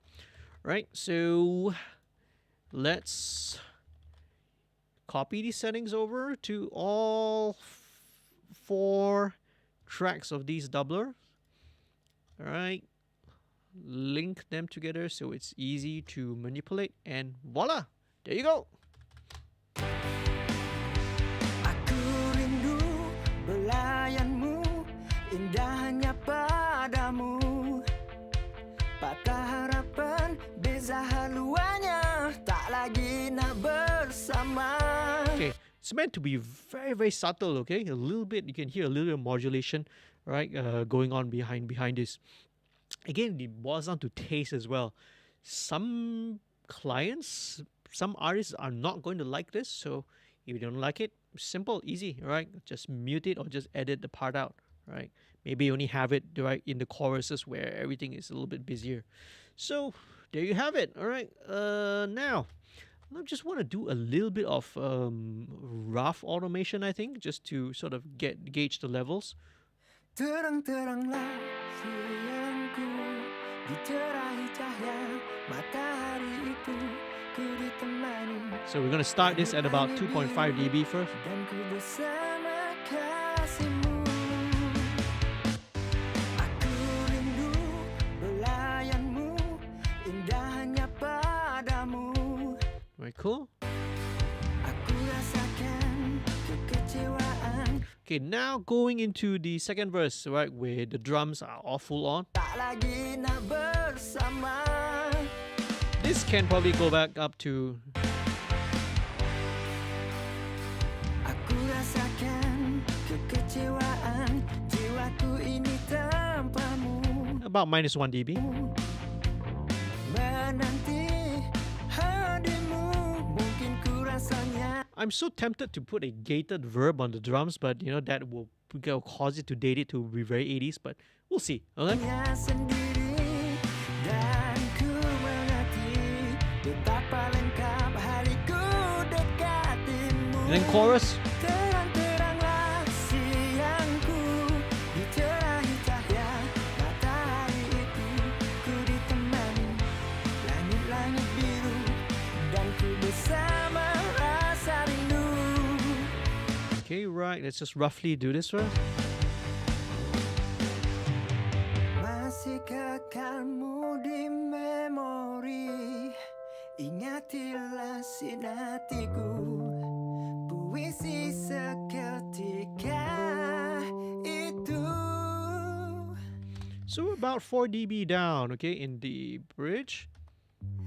Terang-teranglah And then back up to the chorus. terang-teranglah si. Okay, when you back up to the final chorus, it's going to go back up to about -1 dB lah for now. Okay, right. Roughly first, these are just the broad strokes, right? Going through these different sections, we need to automate them.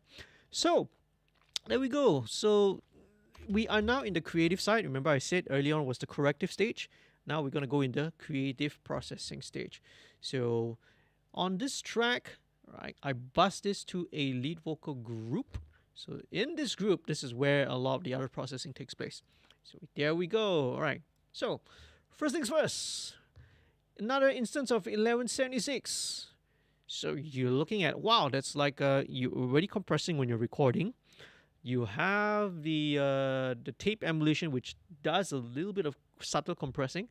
You've got the parallel compression that's going on. You've got the RCOM that's doing a bit of the limiting and catching the peaks. And now it's another compressor, right? So that's like 5 already in total in this whole signal chain.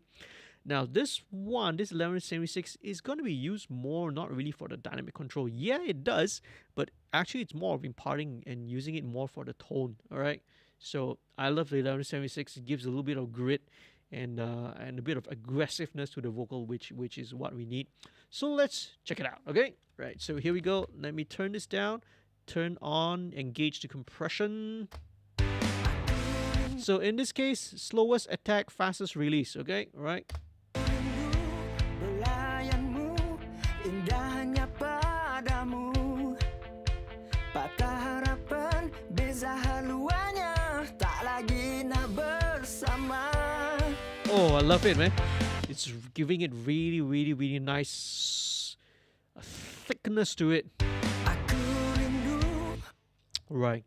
And maybe there's another point, another point maybe I want to make, especially with real analog hardware. I mean, I've got a real 1176 and a DBX. I'm not sure whether you can see it, right? Whether you can see it down here. I've got an 1176, and really, you can't really trust what you see on the controls or the needle, because even on very extreme settings with the 1176, it still sounds very very smooth. You could be pushing it up to like 10 dB, 15 dB of gain reduction, but it still sounds extremely musical, right? And to a certain extent, the models of the models, especially the good ones, especially Universal Audio, right, which is very very accurate because they are the ones who make the original equipment anyway. They model very very closely, so it's really not about seeing the settings and everything. You have to tweak it and see, even though the needles look like they're doing something crazy, right? Sometimes it's the output which is what we want lah. So right, we're gonna drive this, get a little bit of the character that's coming from the transformers and the circuitry of the 1176, right? And obviously compression, as you already mentioned, does introduce a little bit of distortion, you see. So we're gonna take that to use that to our advantage, right? And just bring tone and a little bit more character to the vocal without even touching EQs for now. Let's bypass.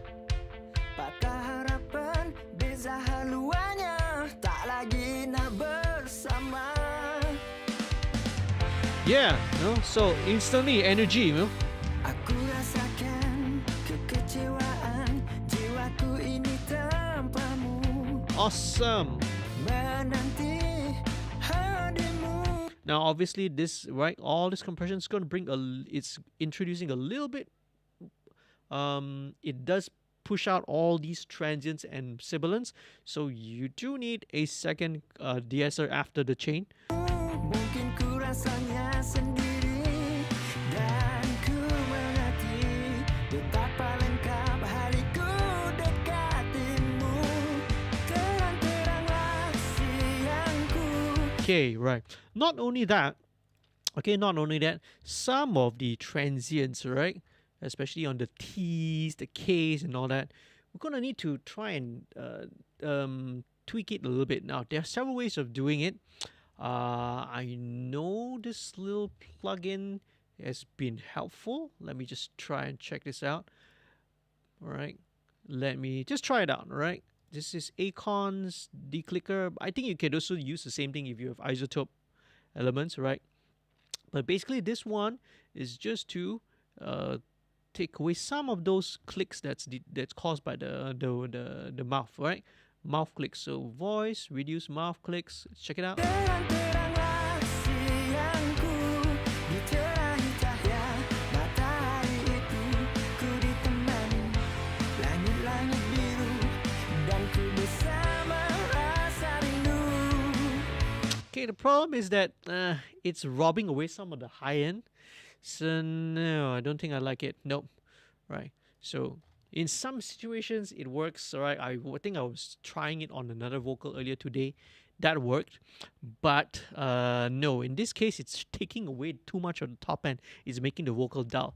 So what you got to do here in this case is you got to do a little bit of surgery. Okay. So we'll probably need to like go in here and zoom into these vocals.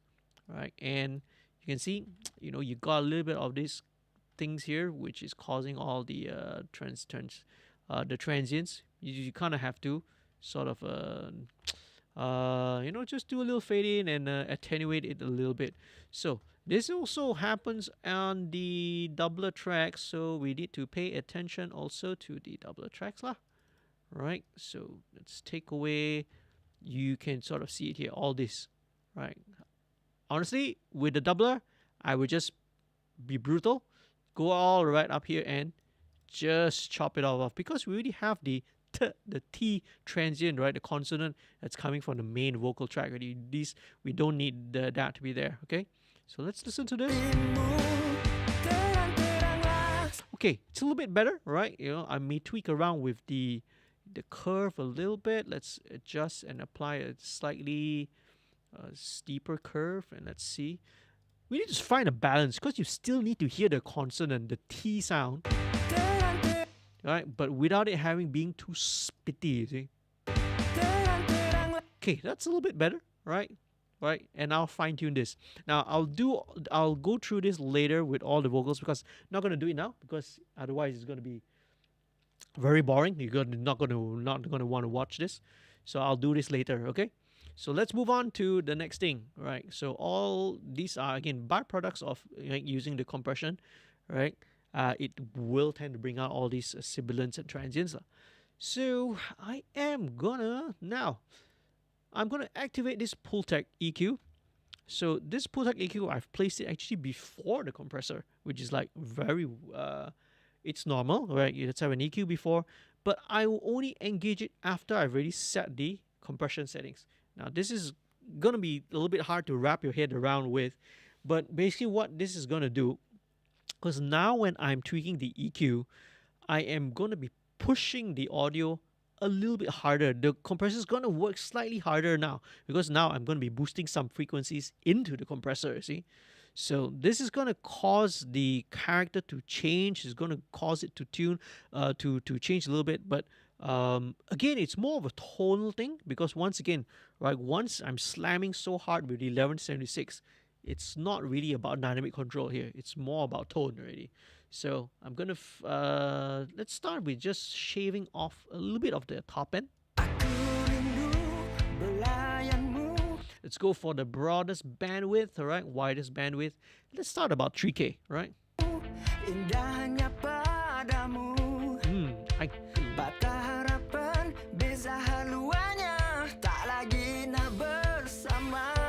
I like that actually, So far, I'm liking what I have at 3K. So let's go with other frequencies. Let's check.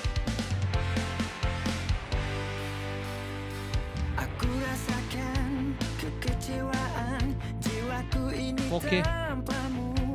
4K is good too.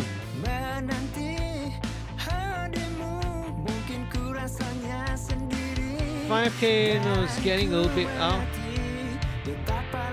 No, this is getting too spitty.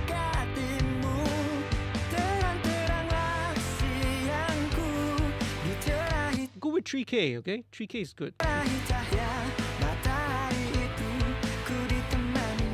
So you can see it's kind of really annoying for now, right? It's all the it's going to jump out a lot. Like I said, again, those I need to deal with in editing later lah. Okay, so what else is good? Let's check out back to the first chorus again. Let's listen. Okay, alright. Cool.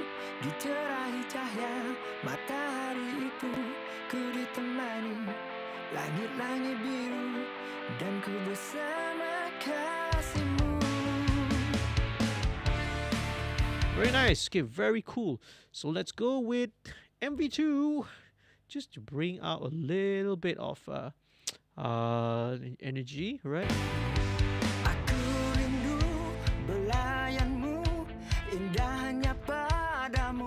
This one is a lot more subtle on vocal.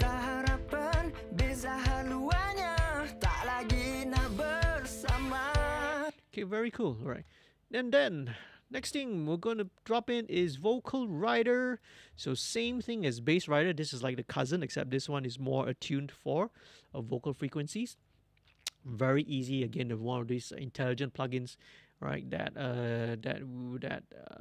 are much more, that have been more recent, come into recent development.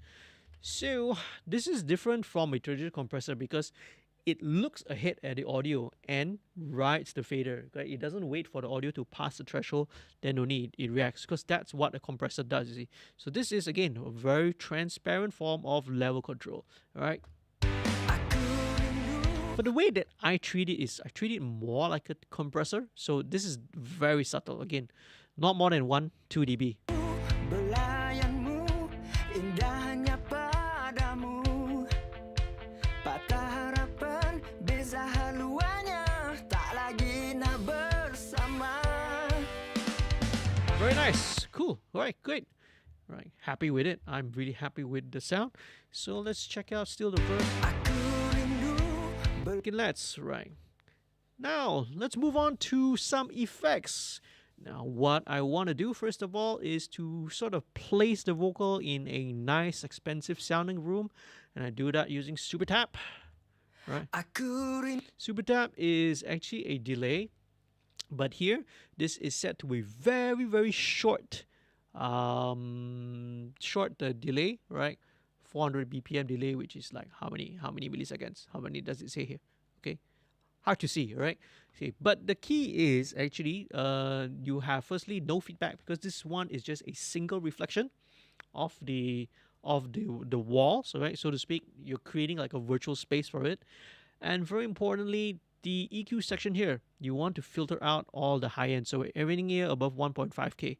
So I'll play it for you. Let's solo, all right? And let's listen to it. Rindu belayanmu indahnya padamu. So that's how it sounds in a fairly nice sounding room. This is exaggerated, of course. We need to back it down until we just hear it, just a little. Listen. Patah harapan beza haluannya tak lagi nak bersama. Gives it a bit of 3D-ness, right? Because now you can sort of hear, right, some of the early reflections that's coming off the walls. It's coming off, that's coming from the Super Tap. So that's it, all right? That's one. Next thing is a mono delay. So let's add a bit. Aku rindu belayanmu indahnya padamu. So this is going to give it a bit of front back, all right? Front to back. Depth to the, let's apply a bit of ducking.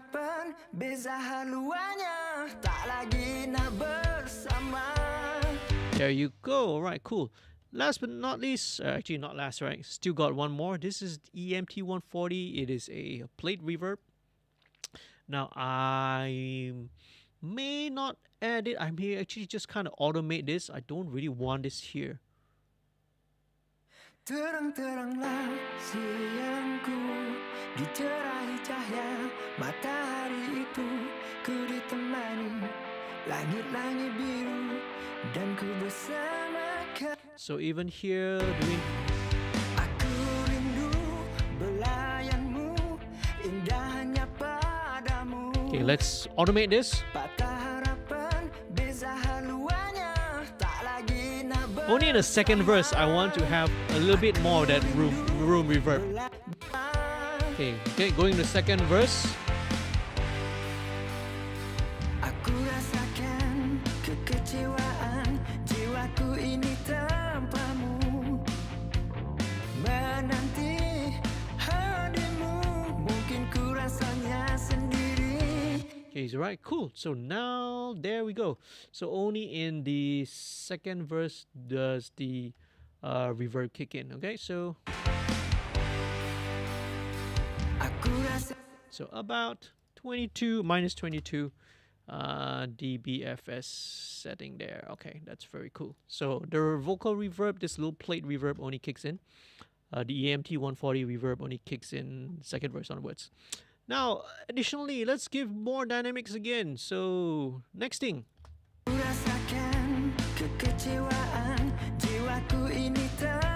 Let's go to the chorus. So, I'm going to add in the little disconnection there just now. It was a short one, right? Okay, because I saw a notification. Yeah, probably the internet went a little bit cuckoo. So, chorus, right? So, you have in the verses a mono delay, you have a little bit of the room emulation there. So, but in order to make the vocals stand out and jump out a little bit more, you want everything to be bigger, right? In mix, right, you go from the verse to a chorus. You want to increase dynamics. You want to carry the listener. You want to pull the listener forward on this journey, so to speak. So, another way to add more interest, you create dynamics. How do you create dynamics, right? Another way is you just make things a little bit bigger, a little bit wider. So we're going to do just that. So when the chorus kicks in, we're going to have, right, the a stereo delay that's going to be engaged. So let's check it out first. So what I'm going to use is same delay, right? This is the Brainworks delay. But let me tweak this a little bit. So this is going to be quarter notes. This will be a quarter dotted. Let's turn off the offset. Let's unlink the feedback channels. The left channel is going to have about 35 to about 40% of feedback, right? Because this is a shorter delay, so you want the feedback to bounce nicely. Otherwise, if you keep the same feedback settings, the longer delay one is going to obviously tail a little bit longer. Okay, so that's why I set the left feedback a little higher.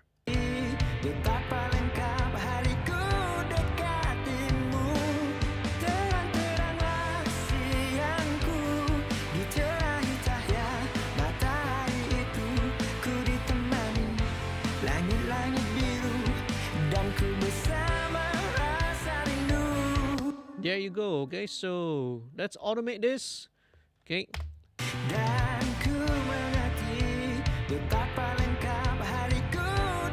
1, 3. So during the choruses, you get a stereo delay.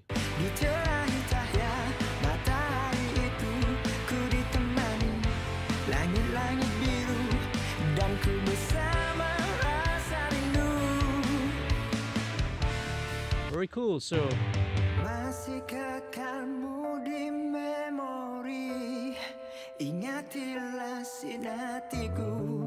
okay, then bridge, no, right, bridge back to mono again. And then all the way to the end, right, stereo delay.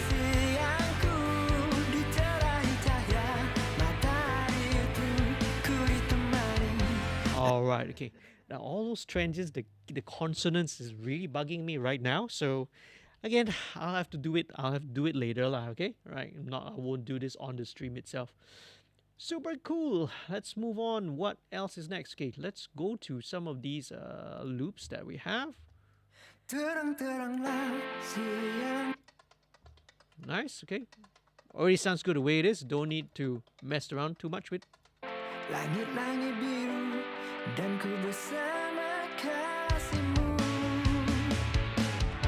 Okay, right. Got some reverse cymbals and some little effects here. Okay, a little bit.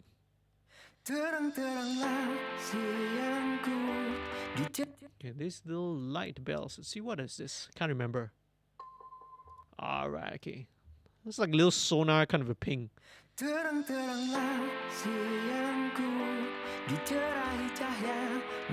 then this little scratch.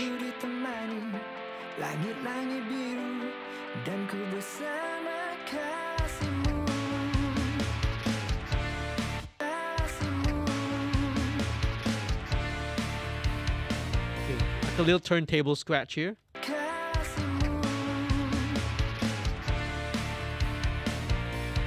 Very cool. All right, so let's throw in all the other stuff. Pads.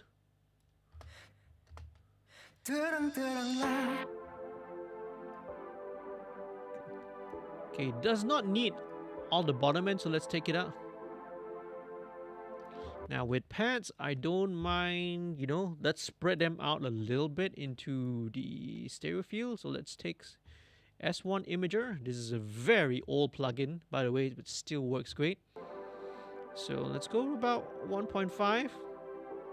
Right. So it does sound a little bit out of phase, but that's the whole idea. You see, you want to push all these pads maybe a little bit outside of the speaker, right? Give it a little bit more space, right?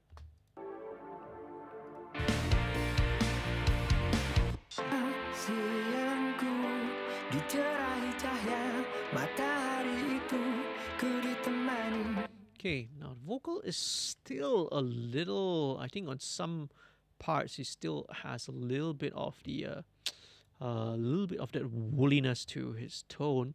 So let's, right, I have this graphic EQ, this API 560 down here, exactly for that. Langit-langit biru dan ku bersama kasihmu. Okay, just a little tiny notch at about 250. All right.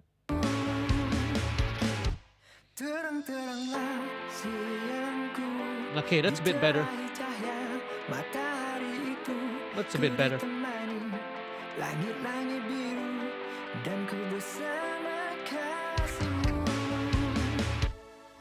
Okay, right, same. So this is like a little synth pad. Okay, I want to give this a little bit of aggression and energy because, right, this needs to sort of fill the space, and this is a very good one. All right, synth lead smasher.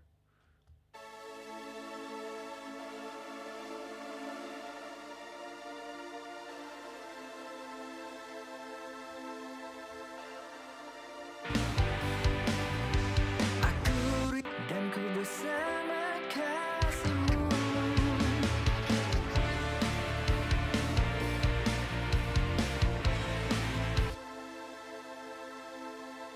I feel then it could need a little bit of air, so let's drop in a little bit of air EQ. Nice. Okay, let's check it out.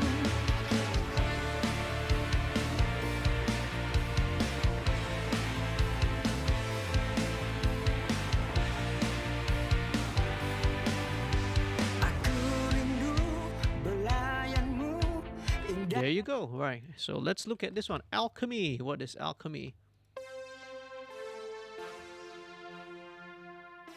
Okay, same thing. Let's take away some of the bottom. This again, we could saturate this a little bit. Let's check it out.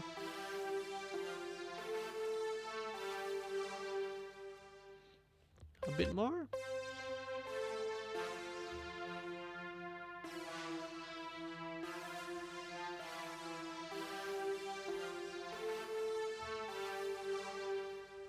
All right. Okay, let's blend it in and see.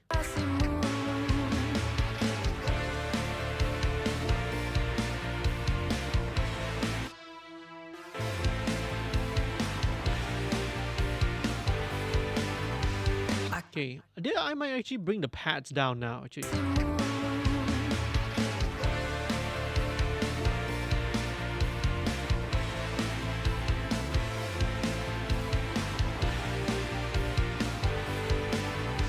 Aku rindu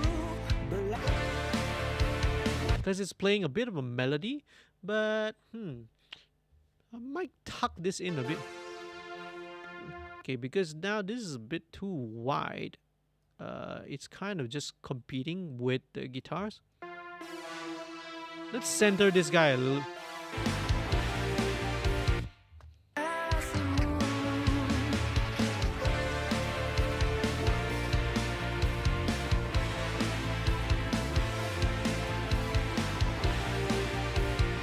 Okay, now, so let's take out this air EQ now, because once again, once I listen in context, the alchemy is kind of providing a bit of that air already. So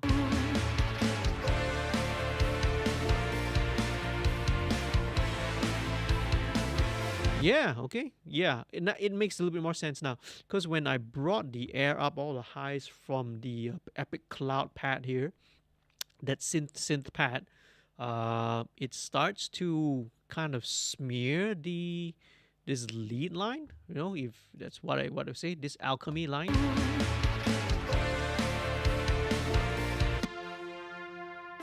This da da da da, that line, right?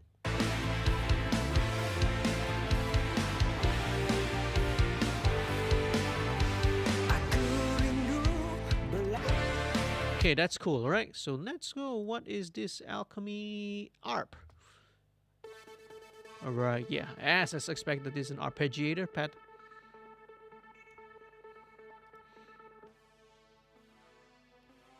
Okay, same thing. I think this guy we can just once again, let's give it. Let's help this be a little bit more aggressive.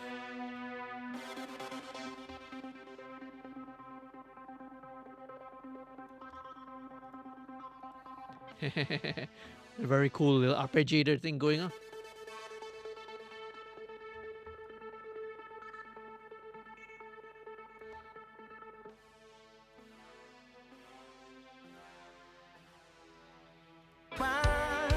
Okay, let's listen.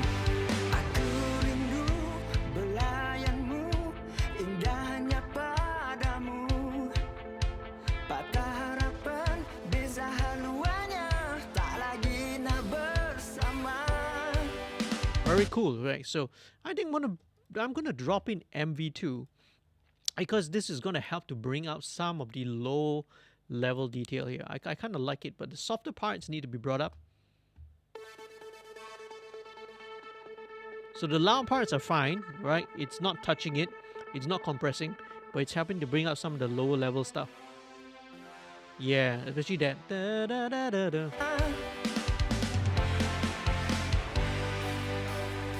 Aku rasakan kekecewaan, jiwaku ini tanpamu.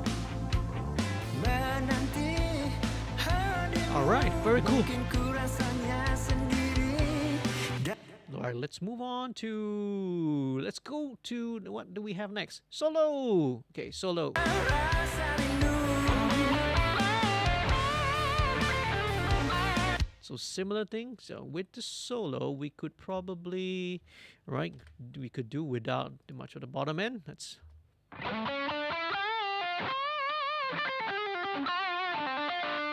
Okay, very cool. All right. So with the solo.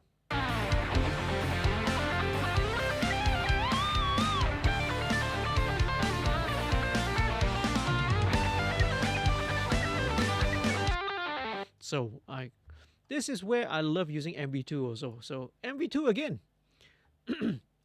So what MV2 will help here is to bring out the definition, the pick attack, especially some of the quick and the fast notes. Especially the pick attack, right? The all these that gives it the definition and the bite towards the note.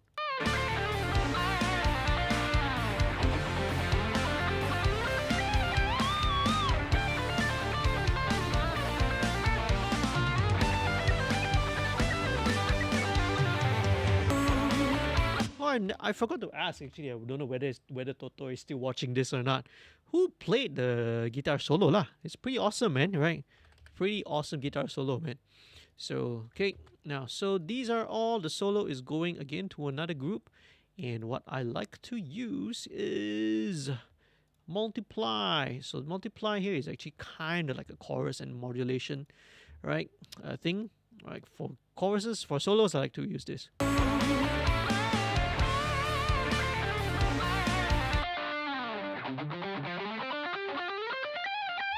So it's a little bit of chorusing.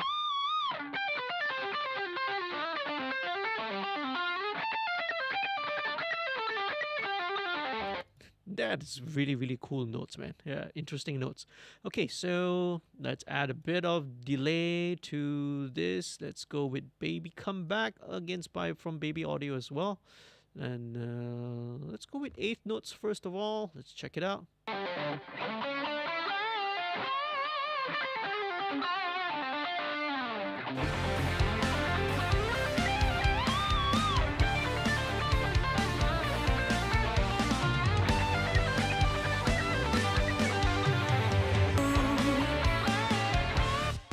Nice stereo deal. Masihkah kamu di dan ku bersama rasa rindu.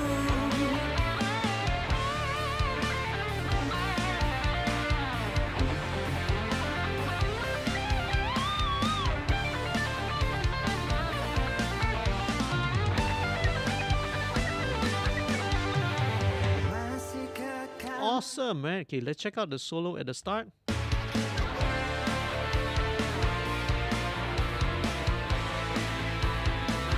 Okay, right. We can just use a bit of clip gain here just to bring it.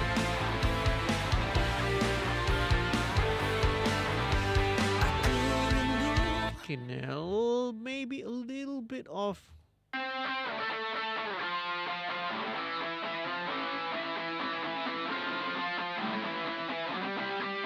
Okay, we need to take out a little bit of the 200, so maybe let's drop in this EQ instead, and let's take out a little bit of.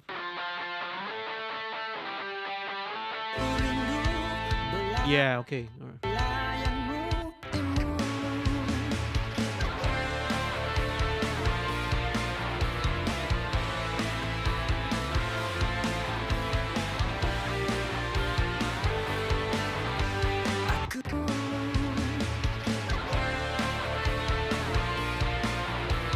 Okay, a little bit of maybe a little bit of slightly more bite to it at about 7K.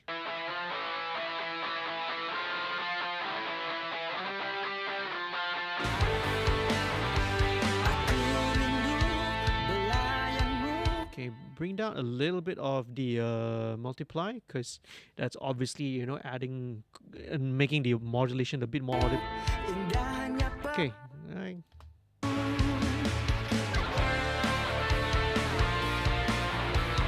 Okay, now let's go here.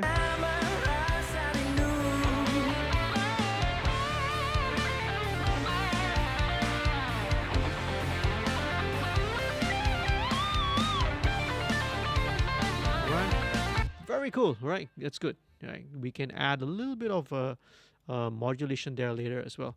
So let's go now to this. At the very last chorus, there is another distortion guitar.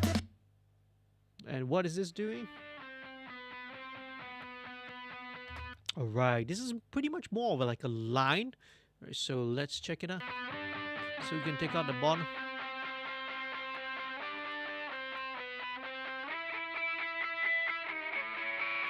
Let's take out. Okay, very cool. So what this will need, we will need a little bit of delay, and that's it lah. Very, very simple. So with this one, let's drop in. Where is it? Fuse Audio Labs delay bucket 500. Yeah, this is very, very cool. Let's go with sync.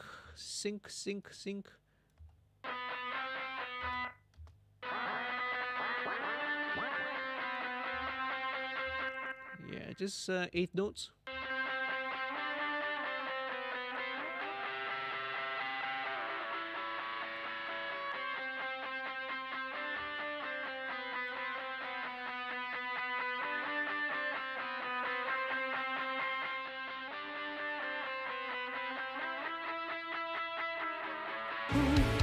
Alright, so let's drop this in.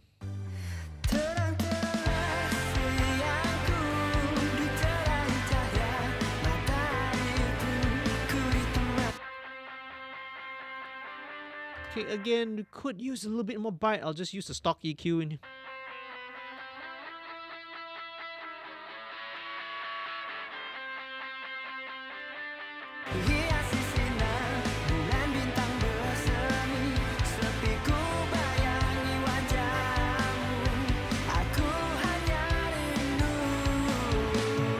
Very good. All right, synth lead.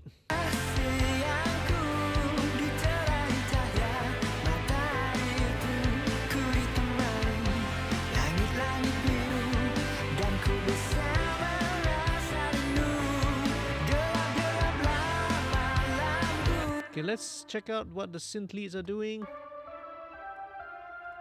Okay, right, so it's a little da da da da da da. Alright, same thing. Let's brighten these babies up. Let's loop it.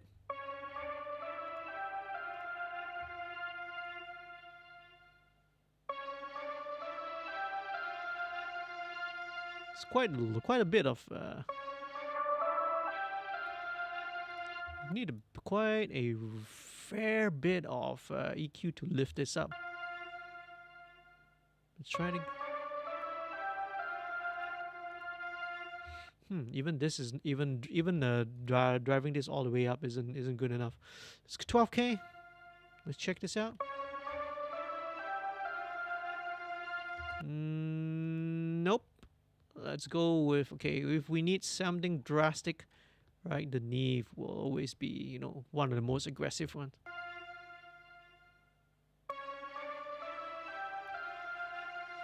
Still not enough? Okay, there we go. About there, 7K-ish. It's quite a decent amount of EQ there, man. But that's what we need to get it to come out, to cut through.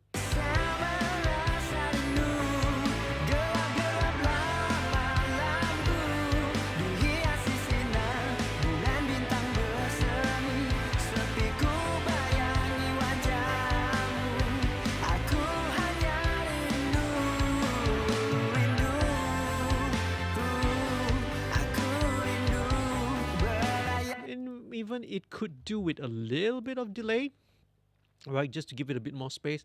And I'm gonna use the Valhalla Supermassive, right? This is very, very cool delay. Let's go with echoes. Let's go with soupy 8 notes. Let's give it a bit more tail and a bit more ambience to it.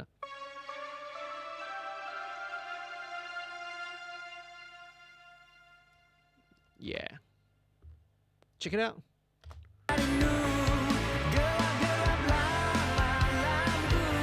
Maybe a bit too much down.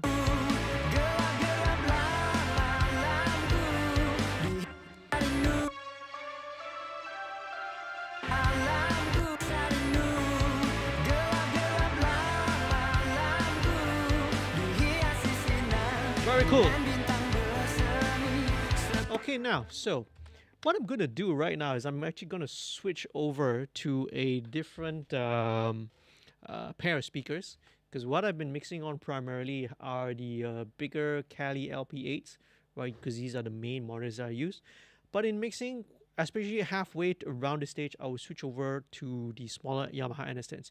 You can't really see them, obviously, right? But I'm going to switch it over, because this is going to give me a different perspective, right? It shifts the perspective over something a little bit more bandwidth limited, so I can focus more on the balance of the important elements, such as the vocals and the guitars and such. All right, so, okay. It helps as well so that you won't be so fatigued. I won't be so fatigued after, especially now that we're kind of going into about 2.5 hours of doing this. So this helps to give a little bit shift of perspective as well. So let me listen to this.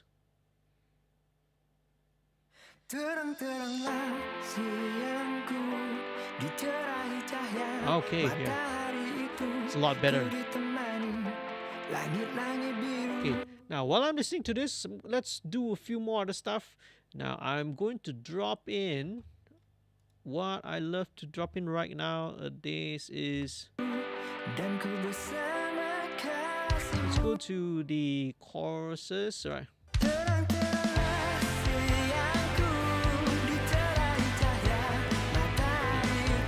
Gonna play around with a little bit of the bus compression on the master. I have these all set up to already. To each of these, I'm just gonna have about 1 dB.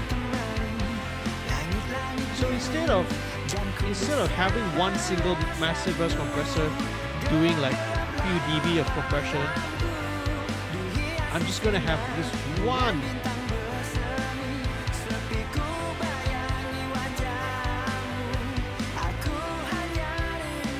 Nice. It's all kind of, yeah, it's nicely falling into place.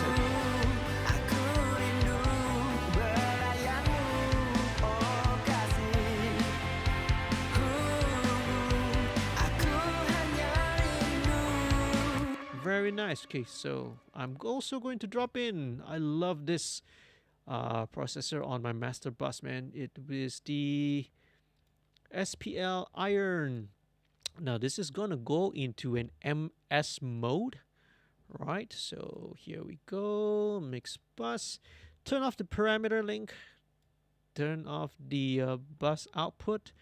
This one I gotta compensate down. All right. So Now this is MS mode. Again, very whatever it's doing is super subtle. It's only like, you know, not even half a dB. It's like fraction of a dB of gain reduction, but it's subtle. This is going to push things a little bit further wide, give a little more separation, right? And that's the power of MF processing. I'm going to also play with it's also got a kind of a voicing here, whether air bass gives you a bit of a smiley EQ. Tape roll off will smoothen off, as the name implies, you know, a little bit of tape roll off to kind of smoothen off the top end. I might go for an air bass setting, just to give this a little bit of sheen, right?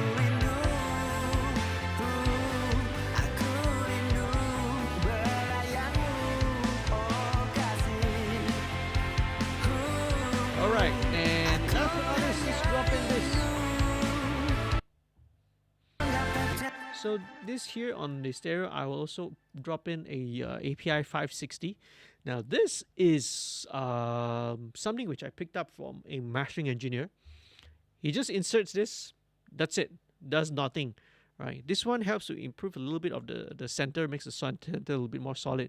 Again, very subtle, right? There's no boost, no cut, no gain, no or anything on this. Just inserting it into the tune.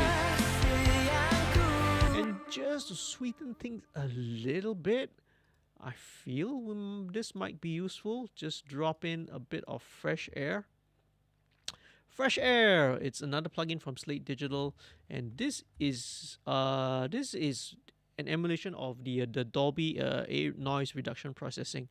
But long story short, it's a way of EQ that does not sound or operate in the same way that regular normal EQ does. Okay, so this is gonna add a bit of high mid and high presence. Okay, so this is just gonna add a bit of sparkle to the whole thing.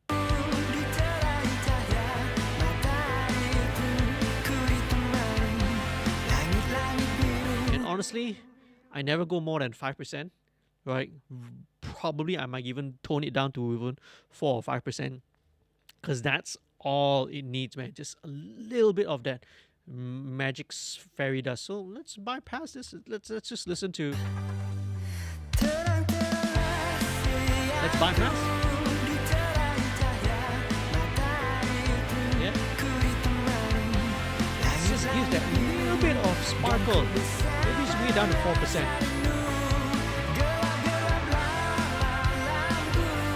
Okay, right. So the vocal here definitely needs to bring it back up 1 dB. Right, to where the setting is.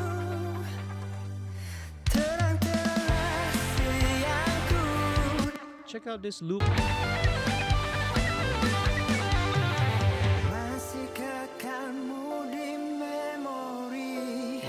When it gets to this section, it gets a bit way too loud. Let's bring this down, okay? Not sure. Why is it? Okay,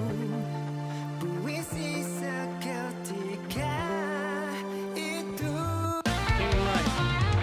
This lead vocal, I think up with dB.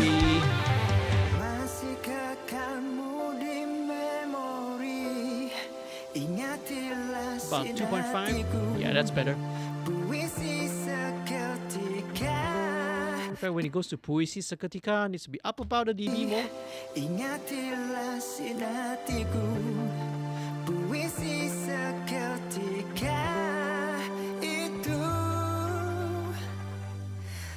Yeah, especially when the bass kicks in. So right, just needs to bump up just about a dB. So let's bring this to minus 1.5. Minus 1.5.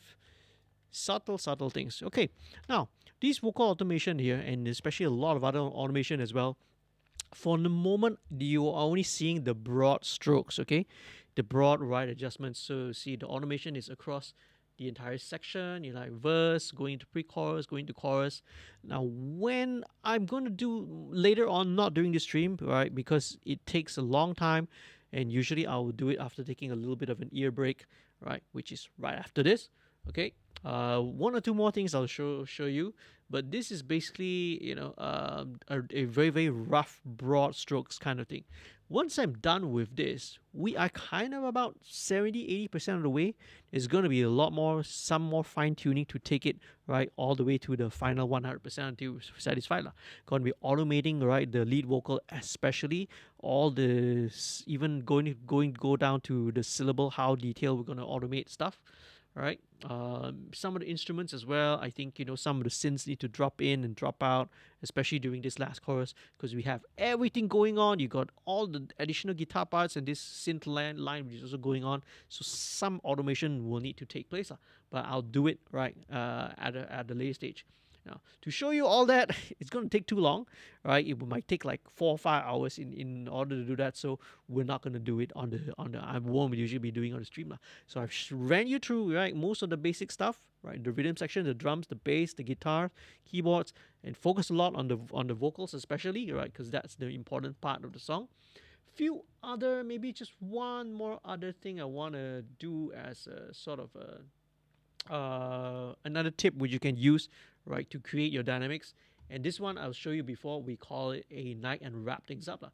This one is super simple, right? This one is a trick that's been used very, very long time already, and it's been employed in a lot of situations, even in live sound and all that. And that is just to take advantage of the psychoacoustic fact that the human ear always perceive something louder as better. Okay, right? It's a trick that you know, engineers and producers have taken advantage all the time lah. You just make something a little bit louder than something else, the ear thinks that it sounds better, right? So it's a way of tricking the ear. So what I'm gonna do, this is the stereo bus. What we're going to do is we're going to automate so that when it kicks into the chorus, it's going to very subtly bump up 1 dB. It's a very common trick that you can just use it instantly, right? So here we go, going verse to the pre-chorus. So that's right, the automation, and 1, 2, 3, 4. Let's go. Okay, so let's look at the curve. So there you go. So this is just a 2-bar ramp up, 1, 2, 3, 4, and then when it kicks into the chorus, everything is just 1 dB louder. Subtle, right? It just makes the listener hears it like, oh, everything just becomes a little bit more impactful. It just becomes more dynamic, just by the simple trick of just pushing up the stereo fader 1 dB, man. Very old trick. That's so let's keep this here up at 1 dB, and we will back this off once the bridge comes in, okay?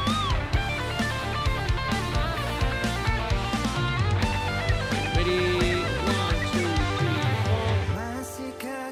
3, 4. Alright, so coming down, we will be a much sharper, right? I mean, a little bit of a shorter ramp down across 2 beats here. And there we go. Yeah. All right. So back down to the bridge. You see, it's back down to 0 again. So let's do the same thing. You can guess it when we kick back into the chorus. Okay, right. In fact, this can probably be a shorter, a much shorter ramp. Just need to be 1 bar. And that's it. Voila. This is a trick, right? Just to make all the choruses a little louder, a little bit more impactful. So, there you have it.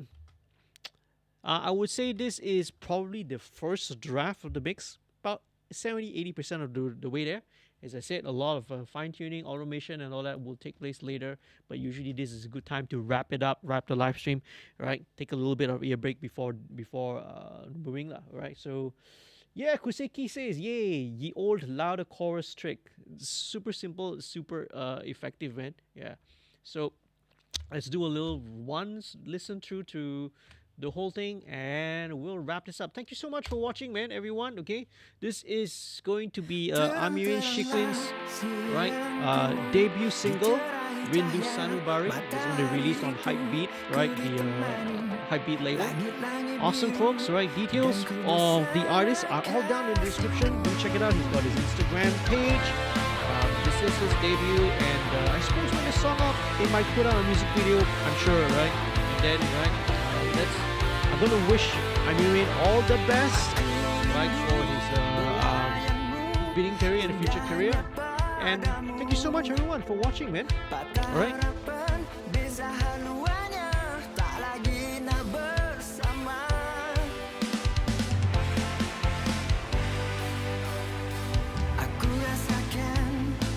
I'm so tempted again in this verse to do like a gated reverb, like an 80s gated reverb.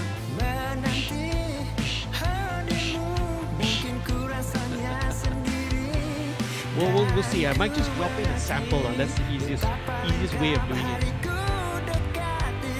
Chorus.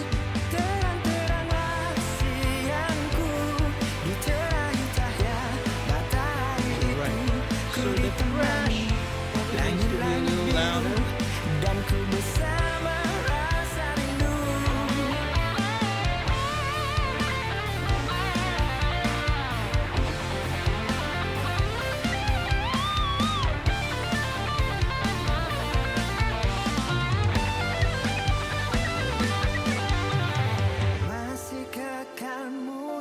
Yeah, so again, so in context with all the synths and everything, all the cymbals are a bit way too soft right now.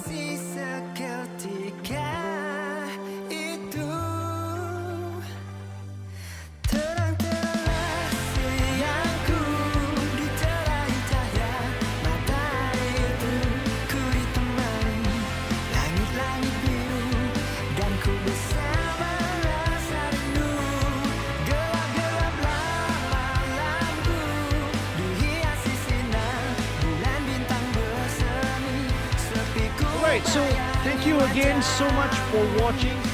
Right, if you found this stream useful and informative, please do leave a like down below. Do share this if you are, friends or fans of Amirin Syiqrin, right? This is going to be his debut. It is a little sneak peek into the process of mixing his debut single, Rindu Sanubari, okay? Right, check out the artist details are down there. Once again, if you want to support the artist directly, right, and support, right, the creation of content on this channel, head on down, right, up there you can see this is the site of the Patreon site for my channel, www.patreon.com. Right, if you do so, if your contribution for this month, right, 50% of it's gonna go to the featured artist. Okay, it's gonna be supporting your artist directly. So that's it. We're gonna wrap up this live stream, first one of 2022. Thank you again. Hope to see you all in another video.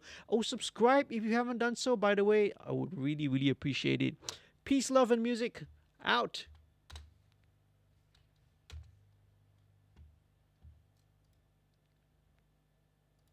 Terang-teranglah siangku, dicerahi cahaya matahari itu. Ku ditemani langit-langit biru, dan ku bersama